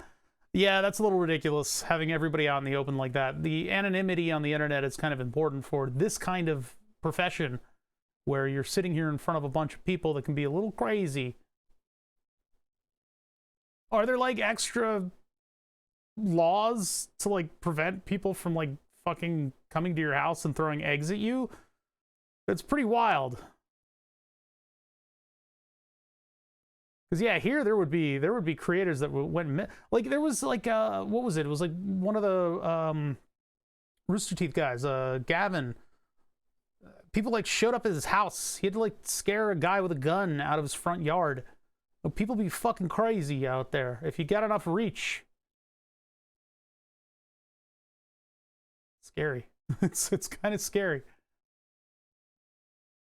And again, that's why my policy is if you send me anything, it is garbage. Things that are sent into the show, you may not see on the show. It may end up in the garbage. But generally, I have a nice conversation with the person who wants to send something in. And during that conversation, I can ascertain whether or not they are a crazy person. And then the thing they send in is generally, you know, people have been good about sending in very nice and interesting stuff. What if I send myself? I will throw it in the garbage. You are biodegradable, and I will ensure it. I will make sure that you are put in the ground. In Minecraft, I will bury you in 3 blocks and put 1 block over the top in Minecraft. But yeah, I mean, people are weird. And no, nobody can just visit the show. Oh, thank you for the follow. I appreciate that. So yeah, we're just finishing up this print here. This is a lens that's going to go over the LED indicator on the generator that we just had installed in the house. The one with the giant clown pipe that goes through the garage. Hold on, I got a cough. There's a giant 1-inch diameter armored flexi pipe that goes through the garage, which is just unfathomable. I'd probably rather have them dig up the concrete and run a pipe just under the concrete instead. But the contractor is like petrified of concrete. He's like, you got concrete's gonna crack. And then he goes off on like a 10-minute rant about concrete. So, and then the earth outside of the garage has a bunch of planters and stuff with roots, so they don't really want to go bury the cable. And I was like, please. Like, they buried the cable anyway to get it over to the generator, but... Yeah, I'm sorry, Demi. The hot sauce dropped off. I got distracted, and I wasn't able to send it. And it's probably not good anymore. I think I had to get rid of some of it, but it was like a hot relish. I've got different hot peppers now. I actually put them in these little little pods, and they've got like this wicking material under them so that they stay watered for like 10 days. It's like the ultimate bachelor, like, don't care, don't want to care kind of planting thing. Who put these holes in the front of the Radeon? I really want to have a conversation with that person, because this is what is going on here. They're, first of all, they're kind of symmetrical, kind of, but they're off to the side. And then this one and this one are not at the same height. I think the whole thing is tilted a little bit. As you can see, the seam expands on one end. So I was scared after not hearing anything. I thought your account was a bot. Oh, no. So yeah, I measured about 50 millimeters. It might be a little bit more than that because my camera work isn't exactly orthographic. But 50 millimeter, look at how bright this motherfucker is. Whoop. What? Reference 6900 XT. Oof. Look, man, I got it for MSRP, all right? I got it for exactly AMD's asking price. Comes out about 10 millimeters. Totally illuminates my hand. And that's the distance that I have on the end. I got about 10 millimeters, less than that, surrounding it. So we got a 2 millimeter lip around it. We're blocking it off, and then we're putting clear PETG right in front of the lens, and then there will be a window that faces down that will allow the light to get out. That's the idea. So we're quickly printing that up. What do you mean, big oof? You're a big oof. I'm happy to get rid of Intel. I really am. But with AMD, it's going to be a struggle. Kind of looking forward to it, though. I think that'll be a lot of fun. Getting the thing all up and functioning. All right, so here's what I'm going to... Oh, God, look at the oozing. I don't think I have a retract step at the very end. Oh, my God. It's like... That is hideous. Wow, that's almost pornographic what it's doing right now. I need an end of print retraction. Jesus. That is a horrible... I don't know what commands to send it to do the extraction at the very end. Well, anyway, let's get it back up to temp. So I'm going to set 230 on the tool. Click OK. And then we're going to squish some black plastic into it, and then I'll basically roll from there. We got to let it cool down on its own naturally. Otherwise, it will pull up glass with it, or pull up glass or the interface material that's on that piece of glass. I have a spare piece of glass. I bought 2 this time. Just in anticipation of ruining my glass bed. It would be kind of interesting if I printed all of these translucent ones directly on the glass part of the glass bed, so that I had a super smooth outer material. Been on a full AMD rig for about a year now. I don't think I've had a single issue. That's what I'm talking about. Like, I don't think they've... 6900 XT XH equals 3090 Ti. Well, the 3090 Ti is also significantly more expensive. I bought this thing for exactly what AMD asked for it. And so in my mind, that's a good price. And I've waited, it's been like a year I've been trying for this thing. So, I don't know. I mean, you know, I understand that having a conversation directly with a streamer on Twitch is kind of a slow way to have a debate about computer hardware, but what's done is done. You know, this stuff is in hand. So, and it's not your computer. I'm going to be happy to get rid of Intel, I think. Because I've been doing AMD since back in the day. Like back in the day when you had to take a pencil and you had to rub the pencil over 2 mounting locations of a capacitor, and that would actually unlock the processor and allow you to overclock.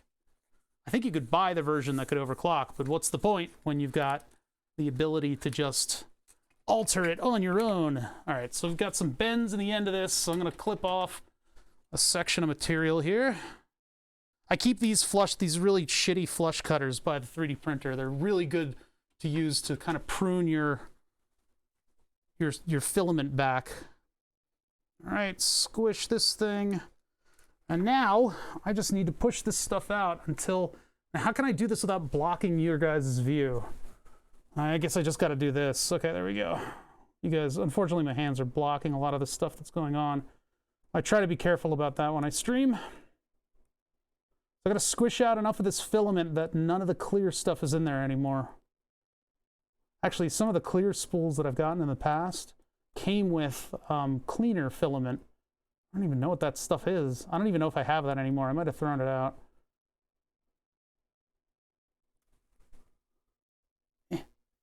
Pick the booger off of the nozzle. This is a problem. I need to do the end of print retraction, huh? Squish a little bit more through just to make sure, because I'll then turn off the nozzle.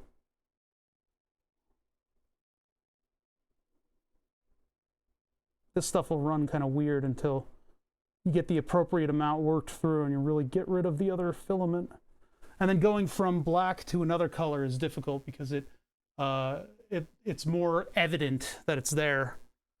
It doesn't like to give up all of its stuff. I don't know. Okay, that should be ready for the next one. Gotta maneuver myself around a bunch of stuff. Okay, so.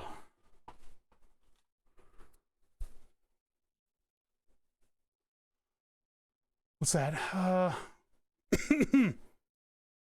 Off. Duron or Athlon? I think mine was Athlon. And you turn the Athlon into the Athlon XP with the pencil trick. But this is old memory, so I don't know.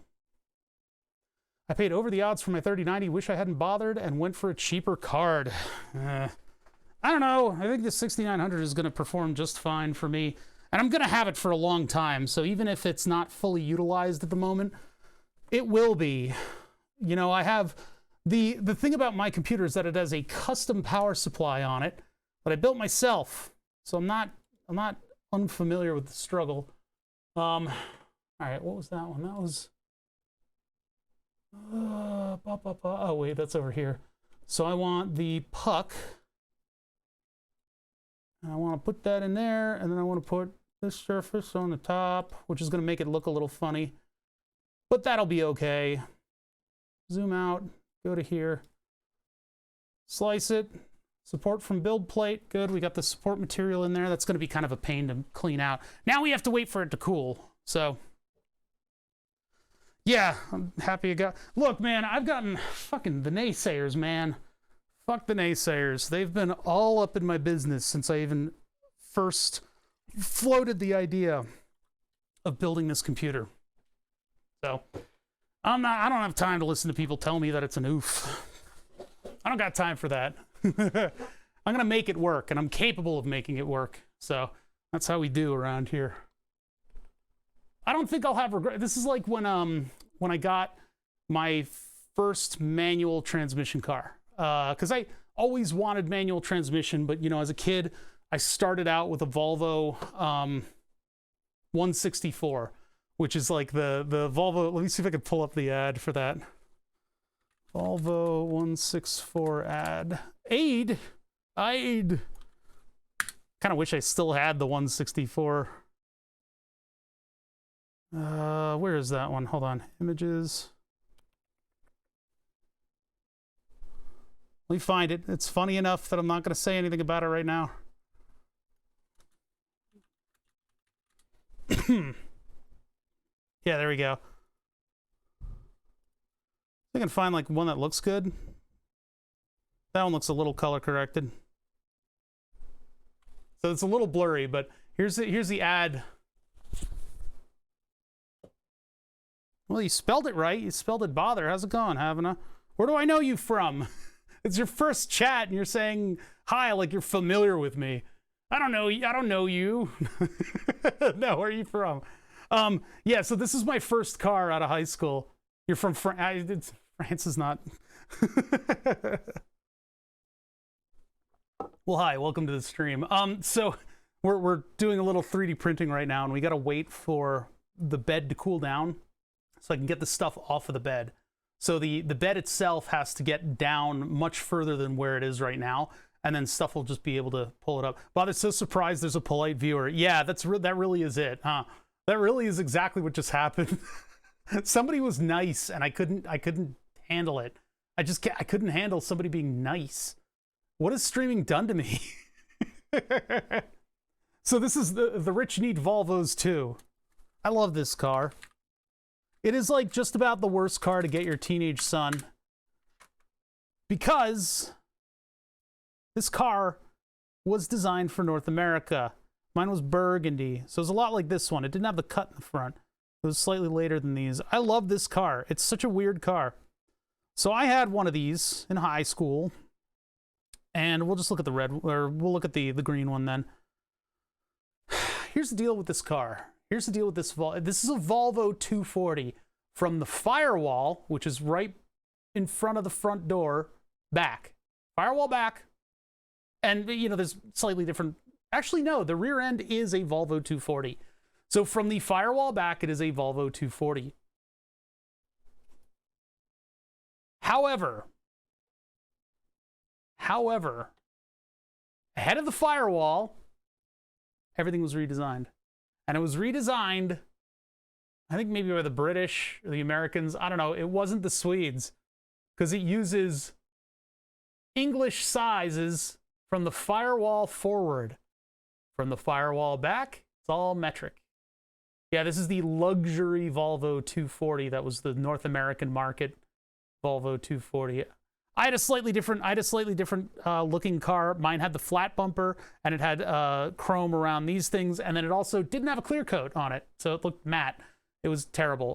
But it could have used some significant paint work to come back to. Do you have EEPROM skills? Marginal and limited. You just read and write to them. You just need to figure out how to read and write from it, right? I don't know. EEPROMs are just storage. It's pretty straightforward. You have addresses, and then you can call the addresses back. Do like a little Arduino project with EEPROM stuff, and you'll get up to speed before you know it. There's not a lot there. So anyway, Volvo 164, first car, automatic. It has a 6-cylinder inline engine under that thing. So basically all you need to do is every couple of months you pull the hood up and you poke all of the hoses to make sure that nothing's leaking, and this car runs beautifully. I did a full 360 at an intersection trying to drift in this thing. It's not fast. It's a brick. It's a Volvo. It's safe. It's safe for the time. It's a wonderful car. I love it. The headlights are like candles. The car that I got after this one was a Mark II Volkswagen. No, wait. The Mark II Volkswagen was a Wolfsburg edition, and it was automatic as well. But that one, I hit a tree so hard in it that you could walk into the front hood where I had hit the tree, and the bumper was behind you. Yeah, that one does look like a toy car. I don't know why. I think maybe it's the environment that it's in. It looks kind of like a default Unity asset kind of Volvo. So this was after the VW. The VW was killed like definitively. It was 1988. Then I had the Volvo 164 from 1975, I believe. Beautiful car. Had that for the longest time. From there, I got my first manual transmission car, because I was so sick of automatic by the time I was done with this thing, because it doesn't feel like driving to me. You guys can argue with that, and I don't mind. I like manual transmission cars. I know there's that meme about manual transmission people being so fervent about it, but it feels like you're much more engaged in what you're doing. Because I feel very much akin to the German style of driving, which is I am driving the car. That is all that I am doing, right? I'm not doing a bunch of stuff when I drive. Infotainment is just a blight. When you drive, you should be paying attention to driving, right? Music in the background's fine, but like, you have one job. If you don't do it properly, you can die. So you do that job. I don't drink soda when I drive. I don't, get distracted. I have replaced my entire insulin pump infusion set while driving, though. But anyway, so I moved from this car to the VW, and it was manual transmission, and I desperately wanted that. We looked at some guy's car, and it was that era of Jelly Bean VW. Oh, you used to have an 88 GLI. That's all. Mine was an 88 Jetta Wolfsburg. And then later on, I got a Jetta, like a 2001 Jetta Wolfsburg or something like that. And then it turned into a JA because some of the letters fell off of the back. Drive with your knee, not your hands. Yeah, I've done that before. But anyway, so in that VW, it was still totally comfortable car, plenty of horsepower, all that fun stuff. I got to do some digital tuning to it, etc., etc. We were looking at cars that I wanted to buy, and it was basically that car we had zoomed in on, focused in on, and we were looking at various people. And so we got to this guy's house, and we were talking about the car, and I took it for a test drive, and it was nice, but it was still that Steptronic thing where you click it over to the side, and then you choose what gear you want, and the transmission eventually catches up to what you want to do. It was pretty bad. It was sort of it was before that VW had that hardcore, you know, double select kind of whatever the hell thing. This was you are telling an automatic transmission, hey, you know, whatever you feel convenient, I would very much like to shift into the next gear. And then the transmission's like, all right, and then it does it. So anyway, manual is very common in the United States. Everybody likes to sit on a couch when they drive the car. So I wanted I wanted manual. And this guy was like, the first time you sit in traffic, you're going to regret that decision. I have never regretted that decision because of what he said just then. I have been living in spite of this person for my entire adult life. That is the effect of what they said to me just then. I have been in horrible, terrible traffic jams where my left foot was burning because of all of the clutching that was going on. And I still do not regret getting a manual transmission car. So it's also an anti-theft device around here. Mark IV with a Triptronic was great. It was a Porsche design transmission. Was it a later Mark IV? Because VW like came up with like a brilliant transmission that does that. Yeah, I always wonder what it would be like to drive a truck with a manual. The other cool car that I have that was actually gifted to me by a great uncle, I think.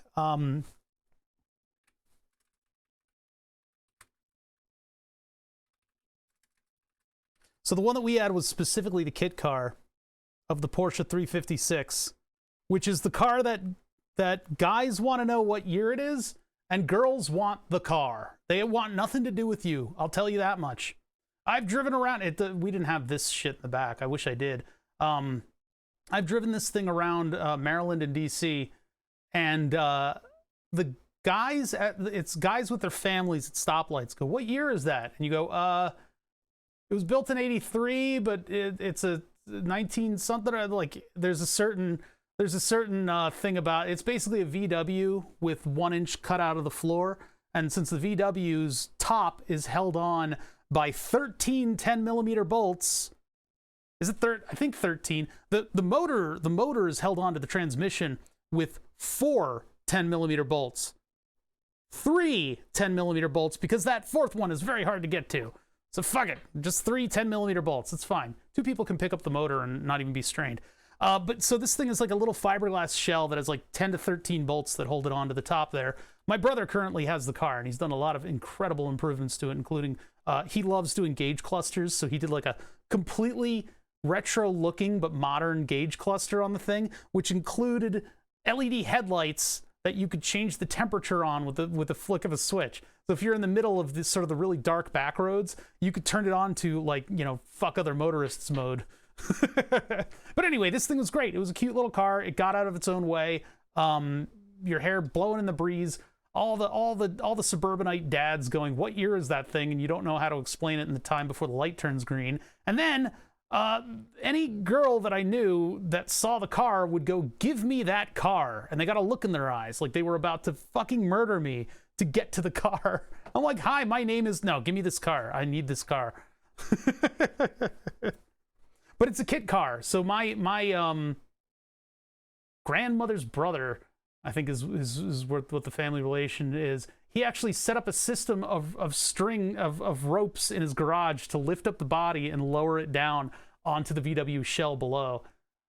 Cool freaking car. And it's still, my brother and I periodically will sell it to each other for $1. But right now I don't have the space. I don't have the room to drive it around. I'd be this big weirdo, big fat weirdo in a little car. Let's see if I can get this thing off of the bed right now. It's almost cool enough. We need some updated pics of it. I have them somewhere, but I'm not gonna I'm not gonna dox the car. It's in Maryland, so oh, look at that. No force at all. No force at all to pick that stuff off. All right, time for the shell. All I need to do to prep this thing is just work all the little bits of filament that aren't the print off of there. I'm ready to go. We're all loaded up with the right kind of plastic and everything.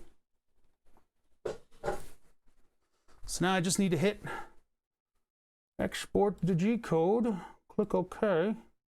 Now this one has a lot of support structure on it, but should be all right. It's very much like scooters and motorcycles here in the States. Not sure if it's the same over there. Learn to pass on an automatic, then you can't drive stick. But if you learn stick, you can drive both. I wish that was the way over here, but there's no specific licensing for automatic versus manual vehicles. So actually, I had an incident where a friend and I were at a friend's graduation ceremony, and I went diabetic ketoacidosis, which is it's a condition. OT question from Car Talk: what's the type of desk arm on the little purple camera? This isn't. It's actually a Logitech Brio, but I've put a thermal camera on the end, and that purple is just the casing that I've printed custom for the Lepton 3.5 thermal camera and the Group Gets thermal webcam module. So I put it in a case because the webcam kept falling out, and like it was like at the time a $300 purchase, and I'm like, ugh, I gotta do something about this. I bought this new thermal webcam module camera off of eBay for $150. The price has gone way down. But anyway, the arm is a blue microphone arm, and inside of it there are two replacement springs. See, the blue microphone is a big piece of aluminum garbage that you should never buy. Learn how to do actual microphone filtering and buy a good microphone for cheaper. It's just save yourself the trouble. I mean, man, they're just in that price range. They're better microphones. Anyway, the microphone arm is good because it doesn't have pinch points where I can like hurt myself.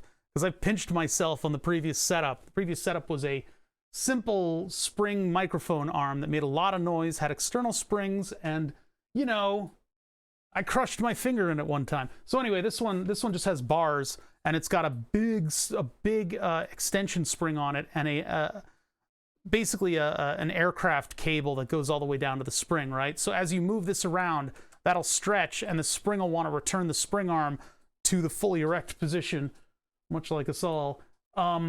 However, this thing is not a blue microphone. The Logitech Brio, even with the thermal webcam on it, is very, very light.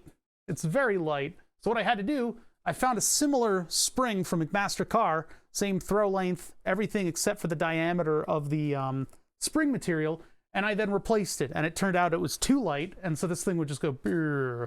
And so I actually then added a bar, so now there's two springs on there. So it's like those chest workout things. So there's two springs in there, and they perfectly hoist the weight of the Brio and stuff.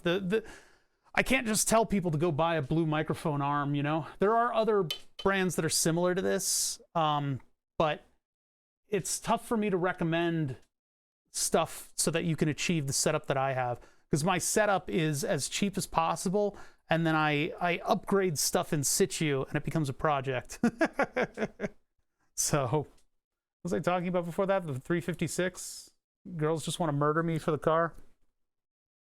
Yeah, it would be nice if there was a requirement for people to get a license to drive a stick shift, but in the same vein, I actually had to give my buddy a crash course in driving stick shift because I went to a friend's graduation party. Unbeknownst to me, I had a scone in the morning, and I underestimated the amount of insulin that I needed for the scone. Now, I didn't have, this was not the era where I have the insulin pump that automatically tells me exactly, what my glucose level is at all times, right? I didn't have that information, and I forgot the thing that would allow me to test. So we didn't think to go to a pharmacy and do a glucose test or anything like that, right? So I ate a scone from Starbucks. It turns out scones from Starbucks are made out of pure evil. They are full of sugar, and so I didn't know how I was feeling. I felt weird. And the thought was, well, you feel kind of weird, like maybe you're hypoglycemic. Hypo is the one where you don't have enough sugar in your blood. So we got a Sprite, and I drank a Sprite, and I puked a Sprite. And my indicator should have been, if I'm puking and I'm drinking carbs, I'm probably going DKA. Well, I didn't know that. Ended up in a cardiac cardiac ward or whatever, with all the really expensive super duper cardiac beds, because diabetics tend to spike low when they're being treated for DKA, and that could lead to death. So they wanted to have all of those wonderful monitoring tools on the patient. So I spent a couple days there, which was absolutely fucking terrible, because what they would do is they would sit me down and put food in front of me, and then they would end up giving me long-acting insulin. And I'd eat the food, and they'd test my glucose level and go, your glucose level's still high. Something's going on here. And then they'd keep me longer. So I had to convince a night nurse to let me use my insulin pump. And as soon as I did, the glucose levels were back down and I was released. But that sucked.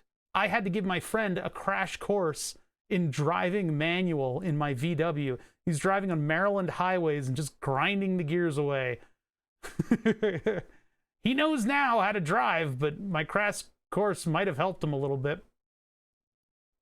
It was rough. Oh, this is so stringy. I really hope this goes through all right. A lot of stuff can happen at the beginning of a PETG print, and if anything happens at the very beginning of a PETG print, typically what it'll do is drag like a ball of filament into some parts of the rest of the print. Yeah, I wish stick shift was normal. It's really not that big of a deal. I don't know what people need to be doing other than driving their cars, you know? Like, I learned taking a friend with a head injury to the hospital. What a way to learn, right? Drunk friend at McDonald's, much lower stakes. A buddy of mine, he was learning on a VW, on a convertible VW Bug, which is crazy because the Bug, the gear location is just, it's just kind of a suggestion. You just have like a statistical probability cloud that you use in order to find what gear you're shifting into. There's sort of like, this is the first gear kind of like area, it's first gear zone, and then you go into the second gear zone, but there's a lot of overlap.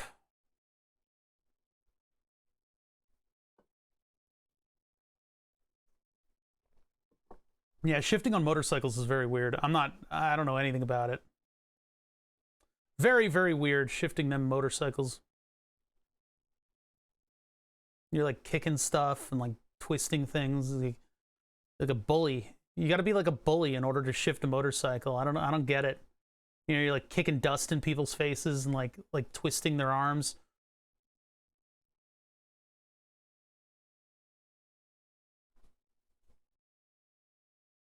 I assume with the muscle memory that you gain eventually, yeah, it does feel like shifting a car. But I mean, you've got to like double tap in order to like go to neutral thing or whatever. Yeah, conceptually. 1 down, 5 up. What? What? What do you mean? Hold on. Oh yeah, that was a big cough. Now I'm lightheaded. I don't know, something's not looking too great about this print. I think we're dragging a booger around. I think I may need to restart it. This is not looking good. No, that's a big booger. Yep. Cancel. Cancel it. Cancel it. Cancel it. Cancel it. Get back to the computer. Stop wasting my filament. Cancel. Cancel. Cancel. Cancel. Cancel the print. I learned on my brother's Corvette. Bad idea. This poor transmission was never the same again. Oh. Sometimes you got to put the pressure on in order to learn something, but I don't think that's one of those cases. Use my tweezers to pick the boogers out. All right, so the leaf blowers did like a close pass, and then they just went away. Like, I don't hear them anymore. So I don't know if they're still threatening to come by this window. I just don't want them to come by the window, because then they kick up all that stuff through the screen.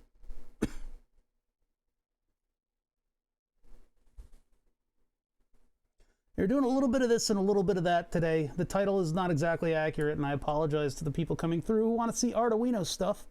I will want to get to that, and so we'll probably end up doing that Friday. we'll do the remainder of the coding that we need to do to get my sim setup all set.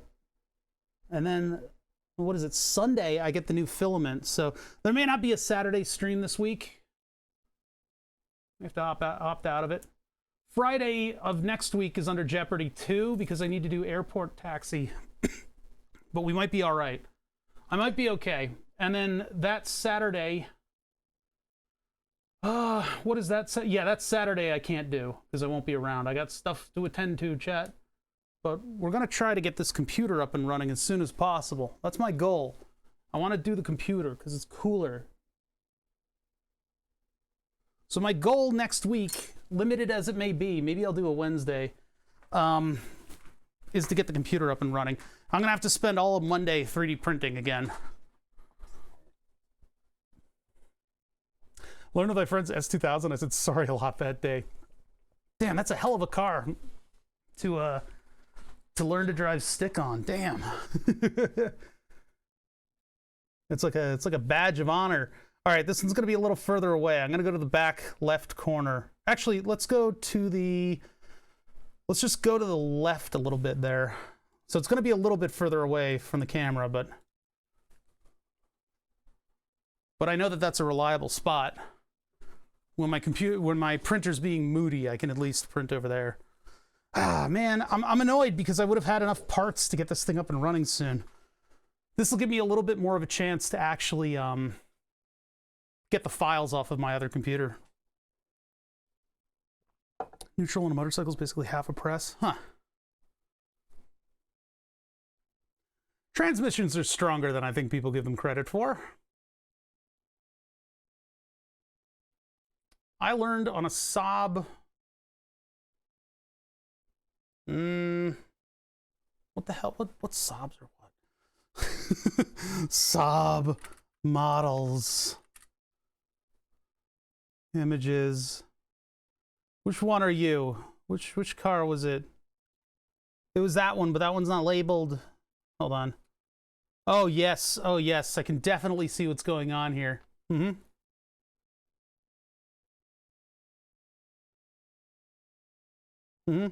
Definitely, I can definitely see which car. This is about as fuzzy as my memory, so it might have been. I don't think it was a 9.3. It might have been a 9000, but I think it might have been a 9. Or was it the 90? Oh no, I think it was a 900. First gen 900. I'm trying to remember. I don't think it was a 90. Saab is so freaking weird. The motor in this car is I want to say it's not that it's transverse, it's that it is on top of the transmission, and so it kind of like, I'm trying to remember exactly how that is. The transmission and the motor are on top of one another, and I think it's transverse. I think it's turned 90 degrees. And so Saab, in their infinite wisdom, decided that they would give you the number of RPMs that your motor is running through a vacuum line. A vacuum line. So the more vacuum pressure means your motor's running faster. And they somehow equated that into a number for RPM, whereas any other car is going to give you something like either a spinning cable or beeps on a sensor, right? Much more reliable. That actually equates directly to the RPM, whereas the Saab is equated directly to how new your vacuum system is. Now, I'm not getting a lot of RPMs out of my car. Yeah, because you got leaks all over your vacuum system because hoses get hard. So absolutely baffling, some of the stuff that they did in these cars. Born from jets. Bop, bop, bop. Yeah, we're having a little car talk because I'm 3D printing stuff. The pacing of this stream has been kind of off. Hopefully you guys have learned a bit about design, 3D design and stuff like that. I don't really think I've been teaching all that much, but, you know, we got to oogle some hardware that we're going to be putting into the computer and stuff. And we're going to get through this print. This print. I haven't learned anything and I want my money back. Too late. Too late. Sorry. You're going to have to rewatch. This is a 30-minute print, so that should take us just about to where I want to end. As soon as I say that word, everybody dies.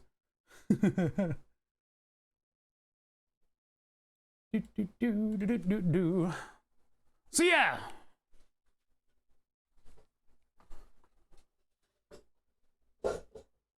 Got to run off there.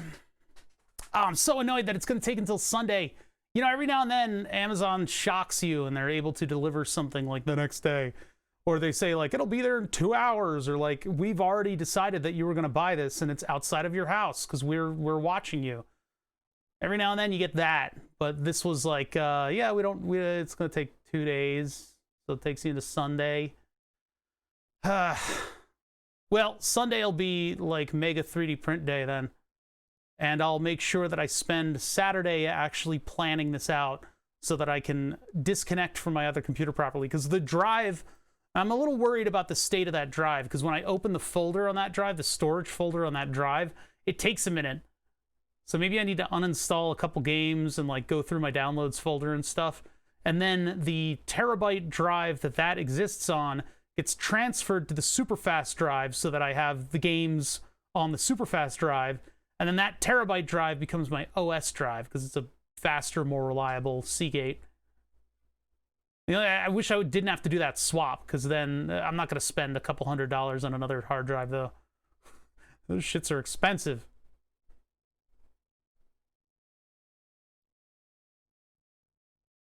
Yeah. 1 tomorrow, 2 Monday. Yeah. I don't know if I could have gotten better shipping options. I'm going to investigate that. Here, you guys watch this. Watch this, and then I faceplant again. I told you guys, I said it 3 times already, but I'll talk about it again. If you guys noticed, and maybe you didn't see because the cameras don't necessarily pick up on everything. I bought this base for my chair, which is hilarious because the marketing for it is just perfect. It has a neck beard, and I don't use that term lightly. It has a neck beard. It literally has a beard instead of a neckline, instead of a jawline, which I kind of do too, but I actually do have a jawline under here. I just haven't shown it off in several years. There is actually, Bother actually has a jawline. But anyway, getting paid to watch Bother, nothing better. Oh, nice. How you doing? So this chair base has a literal neck beard on it. What attracted me to it is the fact that the beams on this thing are enclosed at the bottom. My previous chair was breaking, and it didn't have beams at the bottom. It had sort of an open frame. And so part of the bolsters on that, the little, whatever they are, the little slats that kind of like strengthen it, the ribs, one of them broke. And so the wheels were squishing down when I'd lean forward and stuff. And I guess I'd come to rely on that, the angles of the chair and everything. Because once I upgraded to these, the thing no longer bowed forwards when I, you know, was like this. Damn it. Just a sleepy neckbeard. So I dropped something on the floor and I went to go pick it up. And so, you know, I'm leaning down like this, right? Right? With this part of my head exposed, right by the desktop, and the chair went backwards because it rolls perfectly cleanly and clear with the new legs. And I went forwards because that's where the majority of my weight was. And I went whack, just straight down onto the desktop. Boom, big bruise, all kinds of stuff. I've had a headache for a day. Bad news. But yeah, that's my story. That's what I've been up to this week. That's not why Wednesday was canceled, but I was definitely headachy on Wednesday. The bruise is mostly gone away though. I think it'll go away soon. But I just thought that was hilarious. I just slammed, like, headbutt my desk so hard that, yeah. So the other thing that happened is I got a Radeon RX 6900 XT sitting there in the background. We are feverishly attempting to print for structure for that. But I also just got a generator, and the generator has an extremely bright LED on the outside. Yeah, the Omnipod is the other thing that I've been fighting this week. This has been my week, is like just this stuff. So we got the generator installed on Monday. It has an LED on it that is incredibly bright from outside of the neighborhood. Basically, once you turn the turn, it looks like... I mean, I don't have a picture of turning the turn because you guys will dox me, because you guys are fucking freaks. But, like, it's so bright. It's so bright, and it's... because the driveway goes upwards, this is at eye level. So this is right at this freaking HAL 9000 beam. It's like a laser. It's so bright, and it's right at eye level. So what we're doing is we're printing out... Hold on, let me move this out of the way. We are printing out this puck that's going to go in front of that, and it'll block that, and it will look good, hopefully. I need to do a little UV gluing in order to put it together, but that will allow a little diffusion of the light. And then from the front, this will probably still be pretty bright. You know, you're going to be viewing this thing from like super far away, but it'll still look like a little green smiley face. So green, orange, or red smiley face. The Omnipod stuff was my insulin pump, chat. I'm trying to get a new one. See, my numbers went down because I mentioned. So I'm trying to get a new insulin pump so that I can pay a company $1 billion to sustain my level of diabetes care without being totally fucking miserable all the time. So I've been playing phone tag, and basically I told them, because 4 days ago, the latest Omnipod came out, the one where I don't need to be sent a Samsung cell phone, where I can just use my regular phone, came out 4 days ago. And so I ended up trying to tell my endocrinologist about that because I got all the approvals. And so they were like, we're good to go. We just need to send a prescription over to CVS. And so I ended up writing a letter to my endocrinologist, an email, one of those electronic letters, those things. Have you heard of those? And they were like, cool, we won't request the dash, the Omnipod dash. It's actually the Omnipod 5 dash, and the Omnipod 5 is the better one. And so instead of the Omnipod 5, they requested the Omnipod 3, which is 2 generations old. So my pharmacist got that prescription and was like, cool, it's approved. We're just waiting to fill it. And I'm like, calling up the pharmacist, like, no, this is completely wrong. You're doing the wrong thing. And they're like, oh. So I had to get all that sorted out. Hopefully it is. I haven't gotten any updates yet. Every single like hiccup delays this by several days. So it's just one of those things. So yeah, generator, this, slamming my head on a desk, and then getting the Radeon.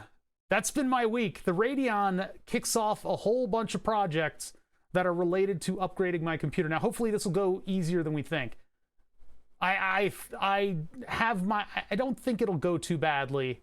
Once I get all the printouts done. And we decided today to go with, instead of this stuff here, this brilliant sapphire translucent PETG, got a wonderful look to it, but it turns out there is a red translucent filament as well. So I just ordered it. That'll get here on Sunday, and then I'll start 3D printing all these parts for it, because then we can get the look that we want. I want the dark yet clear and really, really deep color offset by the grays and the metals.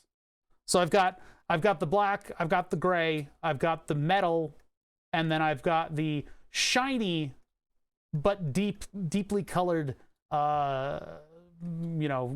plastic. I don't think I want it to shine though. I don't want any of the surfaces on the outside to be anything but matte, or the 3D print, back and forth, that's not exactly shiny. It's like reflective but not shiny. Because I could make that perfectly smooth and shiny if I print that surface on the bed. The only time that wouldn't work is printing this piece here, because this has the chamfer on the outside, to do a transition from that into the print. I had to bust this out a little bit because I needed to put a piece of grid work over top of the fans, because I didn't want the blades of the fans to be exposed in any way. So I had to bust this out a little bit, so that won't print nicely directly against the bed. Not with my print settings. I can't chamfers and fillets that are on I guess that's a fillet. The fillets and stuff that are on directly sitting on the bed don't come through properly. Now, it looks like the top of this fastener is actually going to stick out too. That's okay. I think that'll look good when all is said and done. Boop. All right. Gonna ride out the end of this 3D print. What's going on, degenerate? I don't mean, I'm not just calling somebody a degenerate. There's actually somebody named degenerate in chat. I'm not just like calling somebody out. I'm not just like that mean. You know, that's not me. That's not me. I'm not like that. I've learned to move on from that stage of my life. I could just use cyanoacrylate in there too. That might work. Cyanoacrylate and PETG aren't the best of friends. They're not the best bedfellows, though. I'm probably gonna have to reprint this a bunch of times, though, to make it work.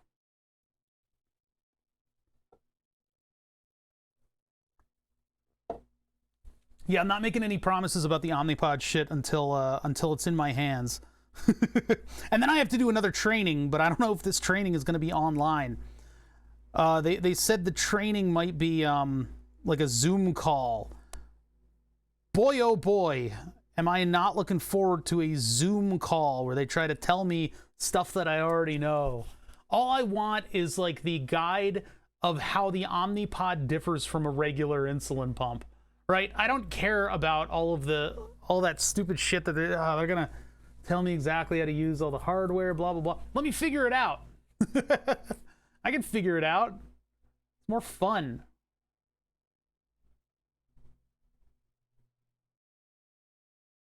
I call myself a degenerate on a daily basis. You can go a little easier on yourself. Well, I'm going to hit buy it again and see what... Add that to cart. I'm going to see what kind of shipping I can get. Maybe I can bump up the shipping. One-time purchase. Wait, it's already in the cart. Now I've got 2. Get out of here. Oh my god. Amazon is like... They're getting a little sleazy with these, the way the ordering is structured now. Alright. I can get... Wednesday... Wednesday, May 11th. To Thursday, May 12th, or Sunday, May 15th, on a no-rush shipping. And that's it. No, I'm good. No, I'm good. No, I'm good. We'll just hang out with May 8th as the delivery date, huh? And then there's no way to cancel my order from here. I can hit back. That's the only way that I can do it, and then delete it from my cart. Never to be seen again. That's ridiculous. So apparently that was the one that they had in stock semi-locally. They can't get me one by tomorrow. Ah, I'm disappointed in that. Because that I think that's a specific Polymaker color. Because it's this like deep sapphire red. We'll have to figure out what kind of cool stuff we can print in these colors. I've got all these wonderful new PETGs that I can use. I've also got gray, which is perfect for test printing stuff. Because if I know that I'm going to go through a little bit of a design iteration phase. Case in point is all of these pads right here. These were all the I/O plates for the Radeon and the B550. So the models that I got, the 3D models that I got, were a little bit wrong, and I had to do a little bit of iterative design stuff on these in order to get all the locations of everything correct. So I could have been using the gray PETG, which is a kind of a no-hassle filament. It shows up on the camera really nicely, and I'm able to do kind of iterations of that. Well, decided to give the sapphire a good chance.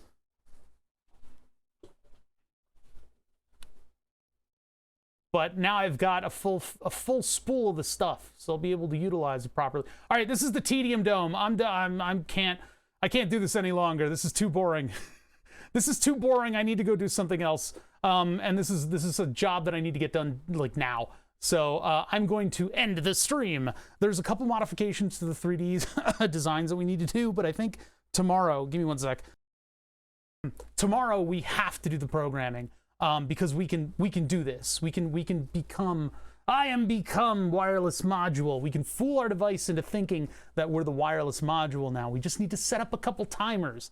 And this is stuff that I've been kind of avoiding over the weekend while doing all that phone tag nonsense.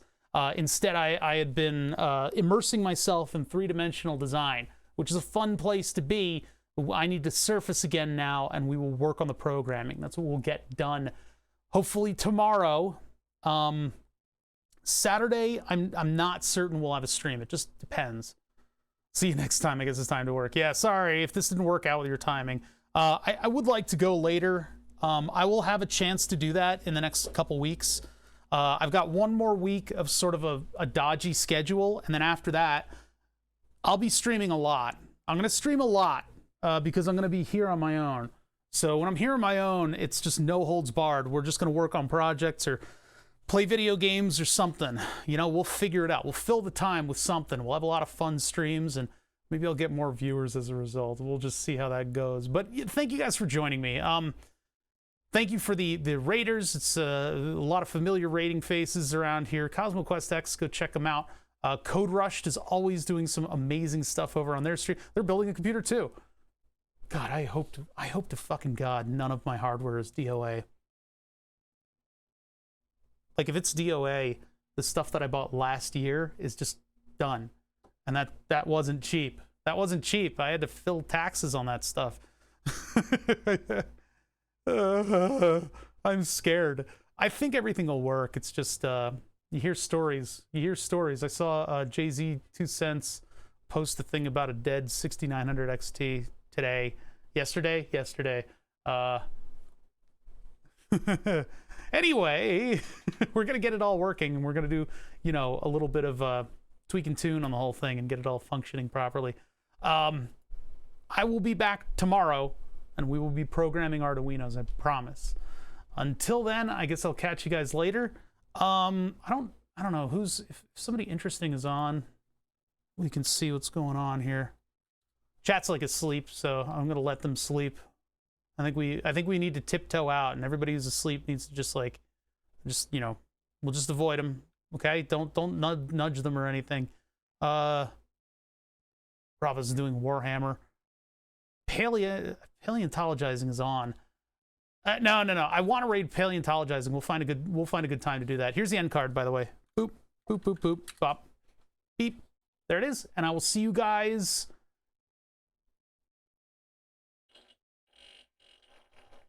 I will see you guys fart. No, I really don't want to do that. No.